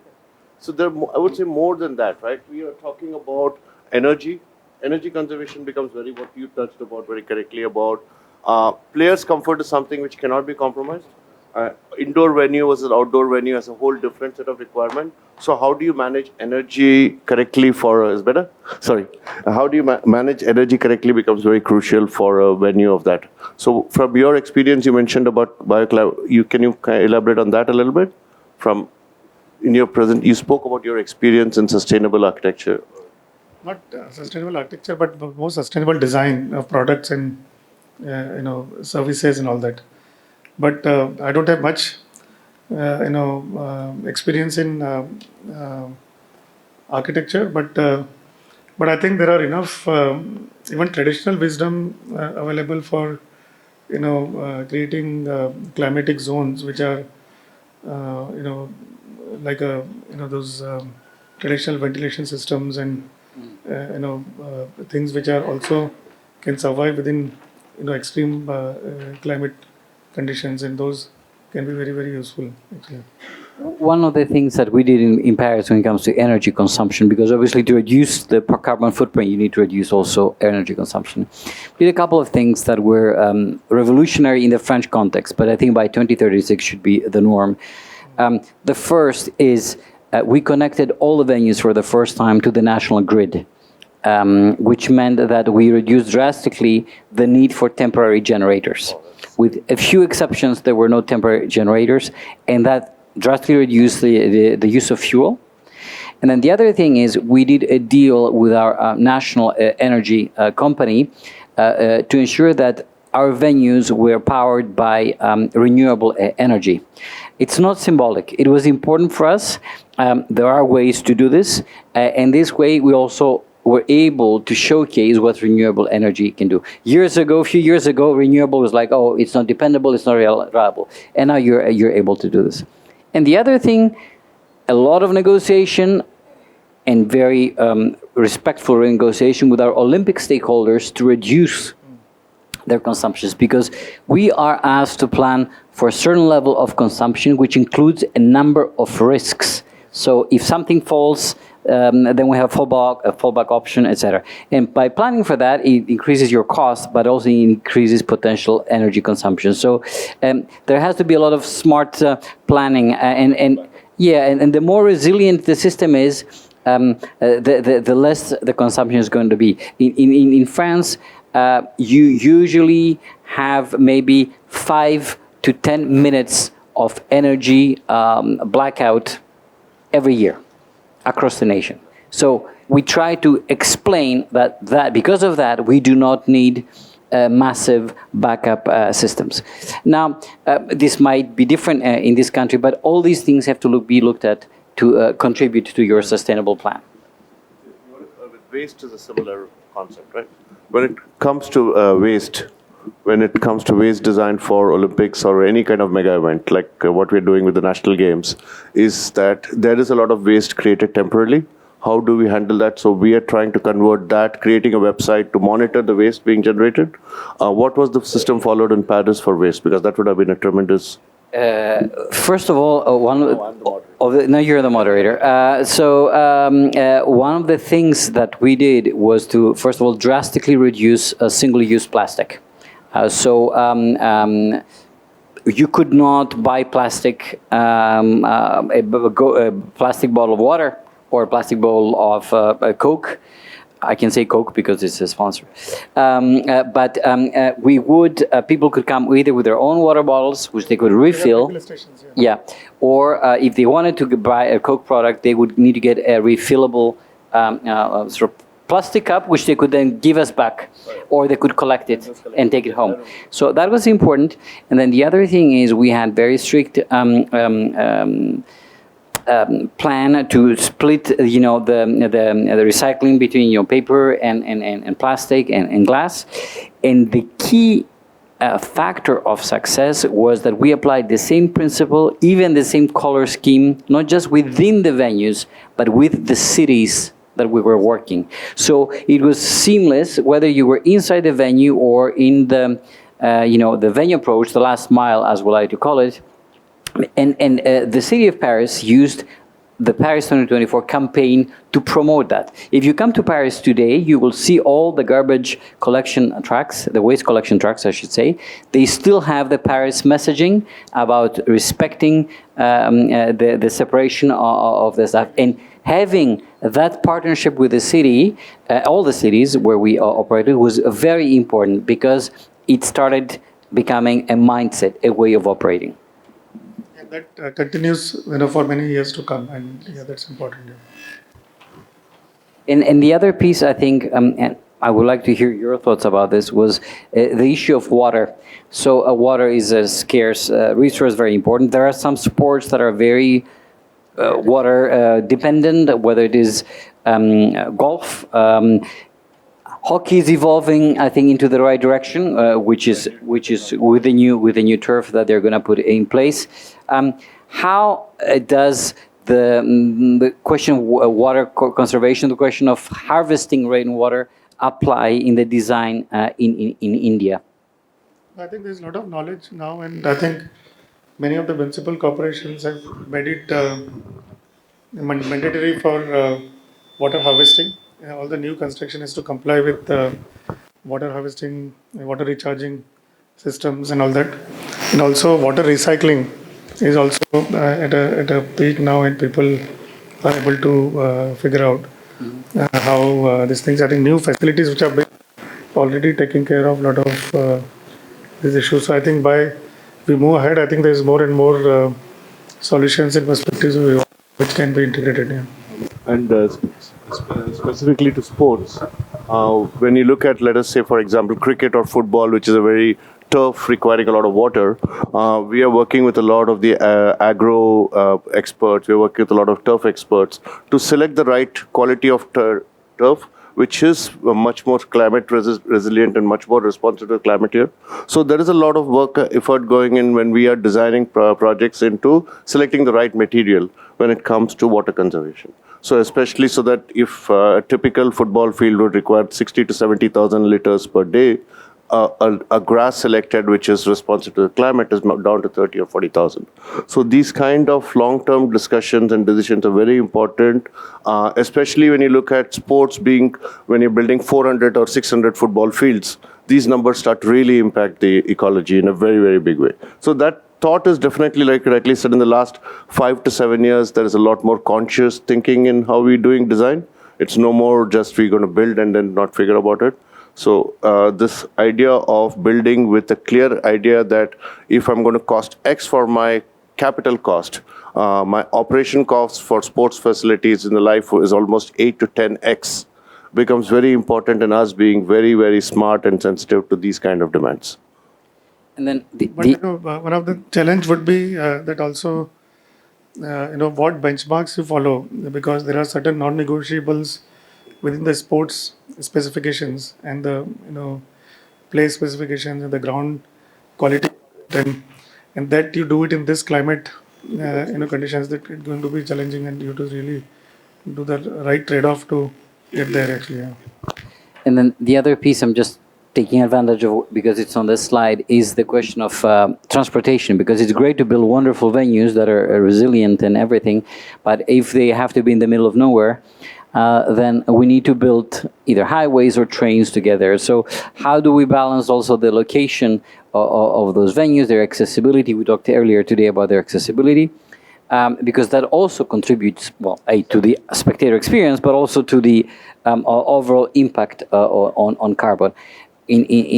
Paris has 14 metro lines, 4 suburban railways. It's a very connected city, so it was able to put the venues right on those lines, and of course reduce significantly the need for transportation. But on top of that, we work with the International Olympic Committee and with our sponsor Toyota to have electric vehicles. We used, for the first time, Paris introduced hydrogen-powered buses. So it is also an opportunity. You might not be able to do everything all at once, but it is an opportunity to use those new technologies, which by 2036 will not be used technologies, to also reduce, because you will not be able to build 10, even India probably won't be able to build 10 metro lines between now and 2036, but you can use those alternatives to bring the impact down. But there is a substantial investments in transportation infrastructure, in public infrastructure in last 20 years in India, and it's growing. I mean, the cities are growing with its public infrastructure. Of course, it's also getting more and more pressure because a lot of personal ownership of vehicles, but at the same time, a lot of investments. And I think now we are also learning to manage with the mega events. How do you run those systems with mega events and all that? A lot of renewable energy. I think India is quite way ahead in the renewable energy sector, especially solar and wind energy, and in transportation systems already CNG and now electric vehicles are at the peak, and I think a lot of those things are being up and running, and I think many of the OEMs in the country are contributing to that. So I'm saying, same as Toyota in Japan or in Paris now, we will have definitely our own Indian OEMs actually contributing to this effectively, I see. Yeah. Well, what you said about Paris is interesting, because Paris is it's an existing metro network. This is the big advantage we have here. Now, as we are developing this master plan, as we're developing the venues, as we're developing the strategy for this very sustainable games. So this is about it's not about us wanting to just host the games. It's about using the Olympics as a trigger. So where we put the venues, where we are doing the metro network, the transport networks, the very smart car networks, high-speed networks, is linked to a bigger chunk. So it's like a chicken and egg situation. So it's being worked in a very strategic way. So it's not about me deciding to do something here and then working everything around it. It's about a very thoughtful approach to saying that if I put this here, is that the right place which is going to trigger economic growth in that area? Is that the right place that with the metro network, with the train network, will that be the right area? So instead of, unlike a historic city which has got a very built-in network of roads, trains, and history, we are in a unique position to re-challenge that, and that is going to be our big advantage, because then our sustainability index is very high, because it's not about building something only for the need to connect point A to point B. It's about we're connecting point A to point B with a long-term vision of why it's getting connected. Yeah, also building new opportunity to build new cities, infrastructures, and things around. Not the ghost cities. Some places have become which is exactly why it's critical that these don't become venues just built in the middle of nowhere. So they become part of integrated cities, including the master plan we're doing in the riverfront. All these are not built as isolated sporting venues, but communities which will have sport, like, that this, yeah, great. May I ask what? Yeah. Okay. I'll ask one question before I open it to the audience here.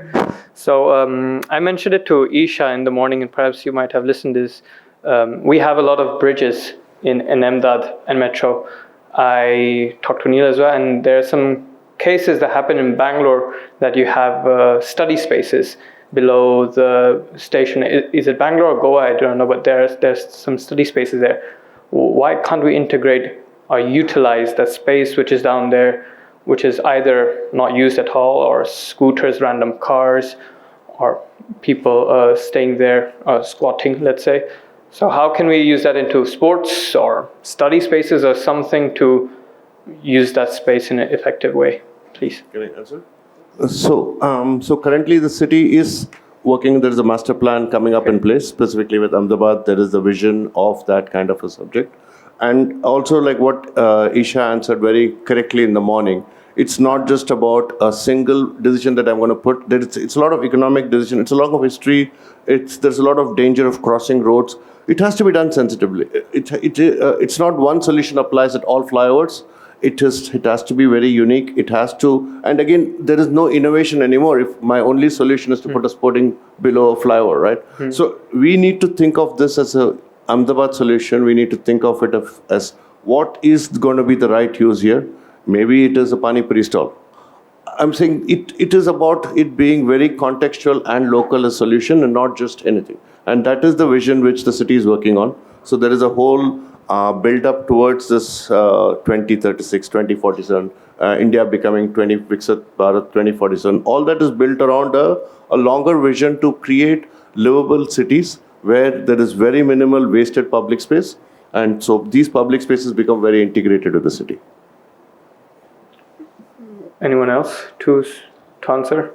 No, I mean, he's right that it has to be contextual and culturally sensitive to that space, and socially sensitive also, inclusive also, and not something which you build abruptly and make it unsafe and not viable. But also some clever planning and design could also integrate some of those aspects and actually make it a part of thing rather than afterthought.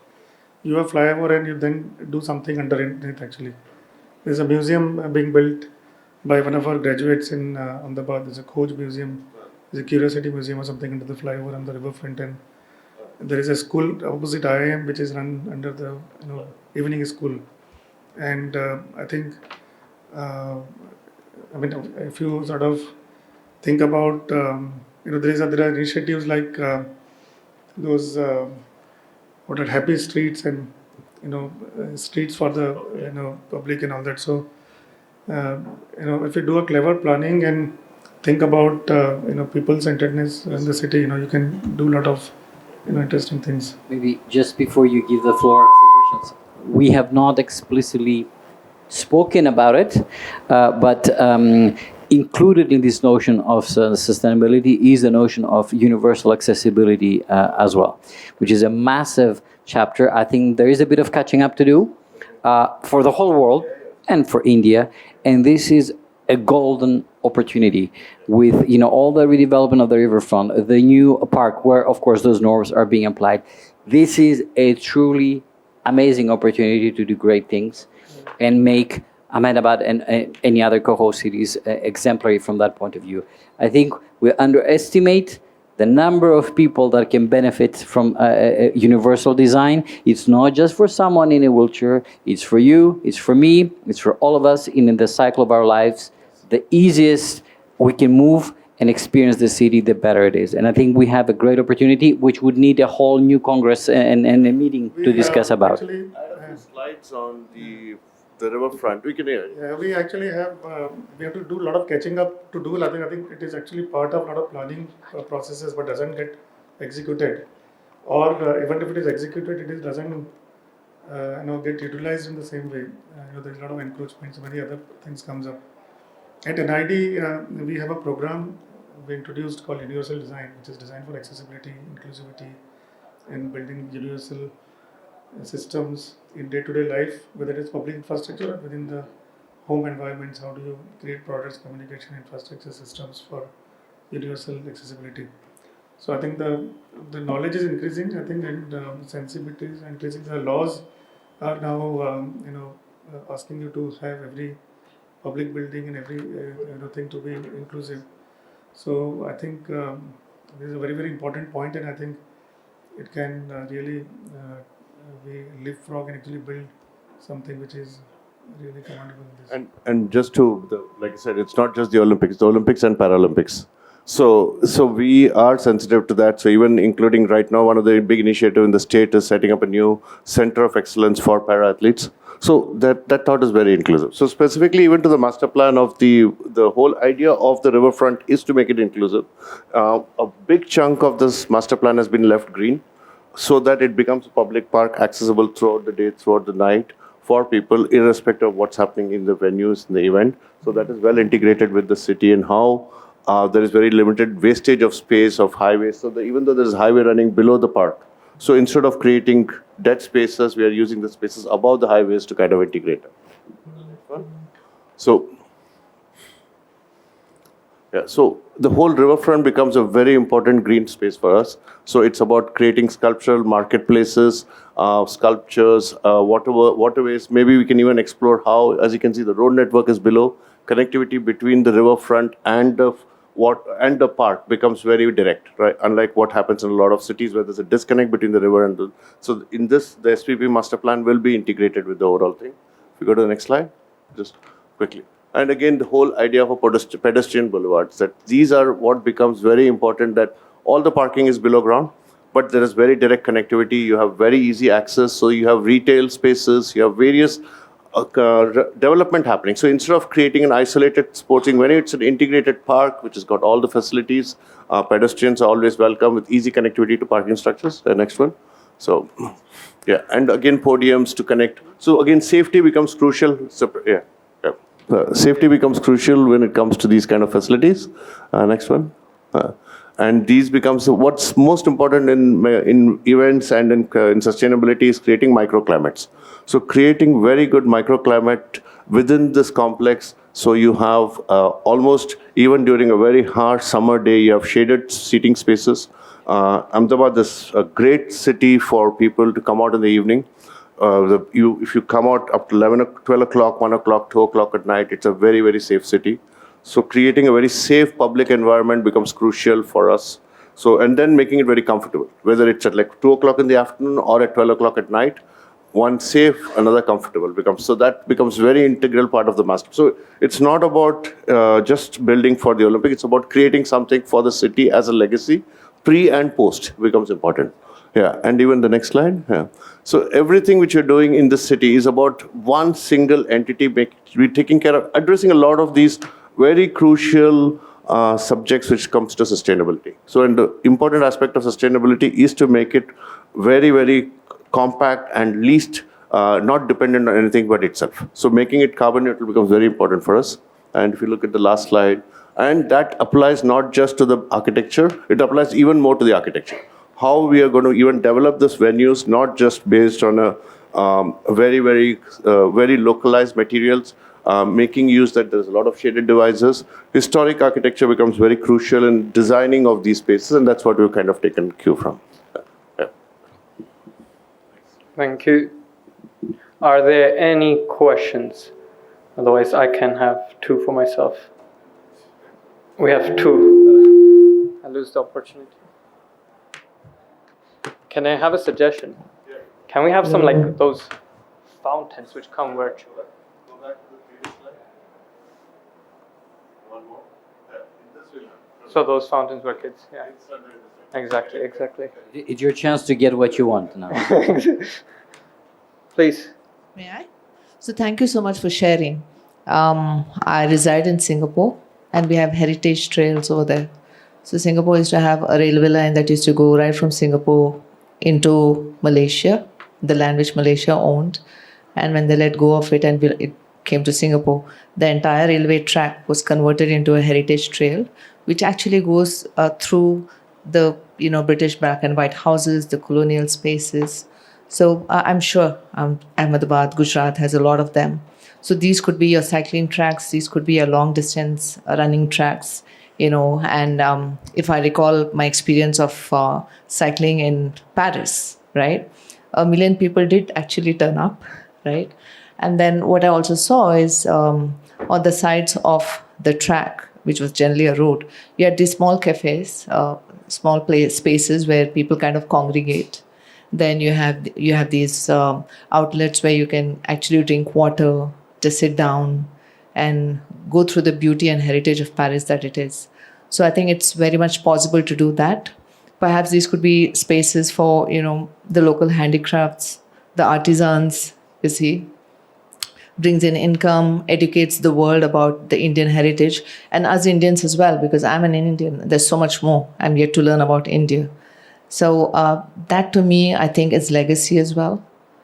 You see, something that kind of rebuilds us, helps us rediscover, and something that perhaps my grandkids could look forward to. So yeah, I thought I'll just add to that. Thank you. Please. Hello, sir. In one of your slides, you have mentioned about the increase in the heat. If the heat is increased by 0.5, and I think it's in the third slide, the heartbeats increase by 10 beats. I'm not a scientist, so I won't be able to. Even you have mentioned that. Yeah. So we are talking about the heat and the other parameters of the environment. So how the humidity affects the performance of the players? Because heat definitely it will impact the performance, but humidity will also impact the performance, right? So how it impacts and how we can reduce that impact? So I'll take that question. At the Olympic and the Paralympic Games, we have been using a number of indexes since prior to the Games of Tokyo to monitor that and come up with heat mitigation measures. We use indicators such as the WGBT, which is a way to not just consider the temperature, but it's also the effect of humidity on the way you breathe, on the way you perform. So we have a number of models which allow us to determine what is safe for athlete performance. In fact, every international federation, not every, most international federations have very specific thresholds that you cannot exceed to allow athlete performance, whether it is the temperature of the water for swimming or for triathlon, or for marathon, the ambient temperature and the humidity. So we have all that information. And one of the work that we did in Paris was to do this analysis sport by sport, look at the statistics. We had a partnership with the weather agency in France, was monitoring all those all those indicators for 4 years prior to the games to see what is the risk. And in order to mitigate that risk, we did a number of things. First of all, we tried to find the most optimal time within the day to have the competitions. Sometimes it's very early in the morning, sometimes it's in the afternoon. And this is something that you would have to do here if the games were to take place. And in some cases, it might be easier here because one of the factors in determining when the competitions are taking place is broadcasting. And broadcasting in some of the big markets, including North America. So sometimes doing things a bit later in India time is actually more beneficial for the US, and so it's good. It's kind of like a win-win scenario. So that's one way of dealing it. One of it is the design that we talked about, and any other sort of technical measures that we can take. So it really has to be a holistic exercise. And as the last resort, we always try to plan for some contingency days in the competition schedule. If it is really impossible, if there's a heat wave, then we cancel, we postpone rather, and we do it the day after. So there are strategies that we have developed. It worked quite well in Tokyo, worked really well in Paris. So hopefully we can continue building on that expertise. I'll take okay, we have one question, then I'll do the last question, and then tea break, followed with the presentation from the University of Serun or Normandy, and then paper presentation. Good evening. It was really an insightful panel discussion for us. I just want to ask one question is, It is the responsibility of the organizers of related to the Olympics or Paralympics or the competitions to ensure that environment sustainable design is there. But ensuring environmental sustainability, there is a very important need of contribution from the public or the community. For example, waste generation or using of public transport or reduction of electricity usage. Was there any strategy utilized during the Paris Olympics for community engagement or so that there is a certain behavior change amongst the public towards ensuring environment sustainability? So thank you for asking that question. In the case of Paris, the mayor of Paris is a champion of sustainability. She really agreed to hold the games in Paris only if we were to use a new to establish a new paradigm about how the games can happen. So she really has pushed for hundreds of kilometers of bike lanes, new parks, a drastic reduction of car traffic in Paris that has not made her popular with some people, but has made her popular with other people. And therefore, when we plan the games, we work with her services to design every single venue and see how we can reduce the impact, how does that align with the city's long-term sustainability plan. So, for example, the Place de la Concorde, which is the biggest square in Paris with a nice obelisk in the very center, the city has been wanting to shut it down to traffic forever. Thanks to the games, we designed a functioning of the space that allowed the city to reclaim it after. It is not open to traffic now, it's only partially open to traffic, and it will become a green space. And some of the things that we put in place, they've kept so that they can continue the transformation. So really, it's not a question of if there was a strategy. It was impossible to do without a strategy and a partnership, which we had agreed upon, we had signed with them, that this is how it's going to be. And in addition to that, we had a very detailed agreement with them about every single tree that we were going to touch in the city. First of all, we were not able to touch the trees. We had to wrap them like babies so that they wouldn't be affected. And if we had to move a tree, we'd have to replant a tree of the same age and the same maturity so that the balance in the city there is not affected. So really, you cannot do it without the city, the state. This takes an extraordinary amount of time. It's not always a walk in the park, no pun intended, but it is really precious, and in the end, it pays off. I'll have a last question. And sorry, everyone who want to sleep or drink tea. We didn't mention the word population and poverty throughout the day, I think. What are the ways that architects or researchers can control population, considering MDAT is also growing, is still a young age, and we have some reality of poverty as well. So in all this design, what is the scenario that you can predict? And just maybe make one comment and then you can speak about the design. For me, and I'm not an architect, I'm not a politician, but as an organizer and as thinking about the legacy, what we try to do, and we found the most effective way of helping people was to create job opportunities for them. So what we did is we worked with a lot of our providers and our construction companies to ensure that in our contracts there was a minimum number of opportunities given to people that are having trouble finding jobs, to give them skills, to give them opportunity. The best way to get someone out of poverty is to give them an opportunity and give them money to work, to feel useful, and to be able to contribute. Nobody wants to stay in that condition, but sometimes they are denied opportunities because maybe they don't have the skills. You have a golden opportunity thanks to the games, to create a new labor force, to give skills to these individuals. Can we eradicate poverty with the Olympic Games? Absolutely not, and we have to be very realistic.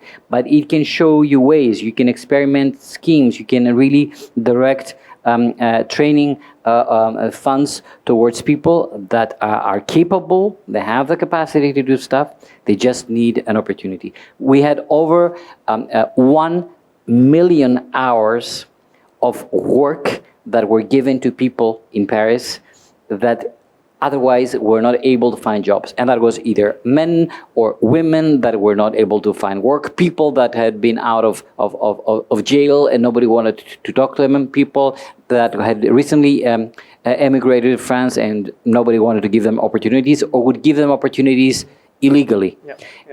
Really we had an opportunity to do something. And planning something like this in India, I'm sure can exist, can happen, and can be very, very beneficial. You could do 2 million or 2 billion hours, since you're in the billions here. Yeah. So, and Prize. Please. No, just to further on, I don't want to touch on the poverty subject, but I'll speak on the population. Speak on the population. So if you look at the master plan, even for the SVP, one important thing is green space, which is very crucial for a city. And when we talk about population and we talk about city's ability to provide for its residents, is to provide ample and comfortable green spaces. So that's one of the initiatives which is part of what we're trying to do, is to drastically increase the extent of that to a level which is in scale with the city. So our studies are about how does the Central Park in New York respond to the scale of New York? So the scaling of our green, even in all the master plans we're working on, especially with the SVP, is about how does that relate to the city. It's not just about a green space for that specific project, but it's a green space for the city. And those becomes very important responses from a planning perspective on how we respond to population, how we provide a comfortable living space for population. Well, I'll conclude this session then. Thank you, speakers. It's very insightful. You have given BCORE some research topics to work on. We hope we can collaborate as research and practitioners in the days forward. It will be interesting also for the students here. I hope they have taken good notes, because we'll be taking notes from you for the post-conference report. Thank you once again. We'll have some memento and felicitations awards for coming all the way and giving some insight. So we'll invite Dr. Mahesh Tripathi. We'll have Lakshmi do it. Okay, I would like to request Dr. Mahesh A. Tripathi, Director of the School of Behavioral Science and Forensic Investigation, to do the honor.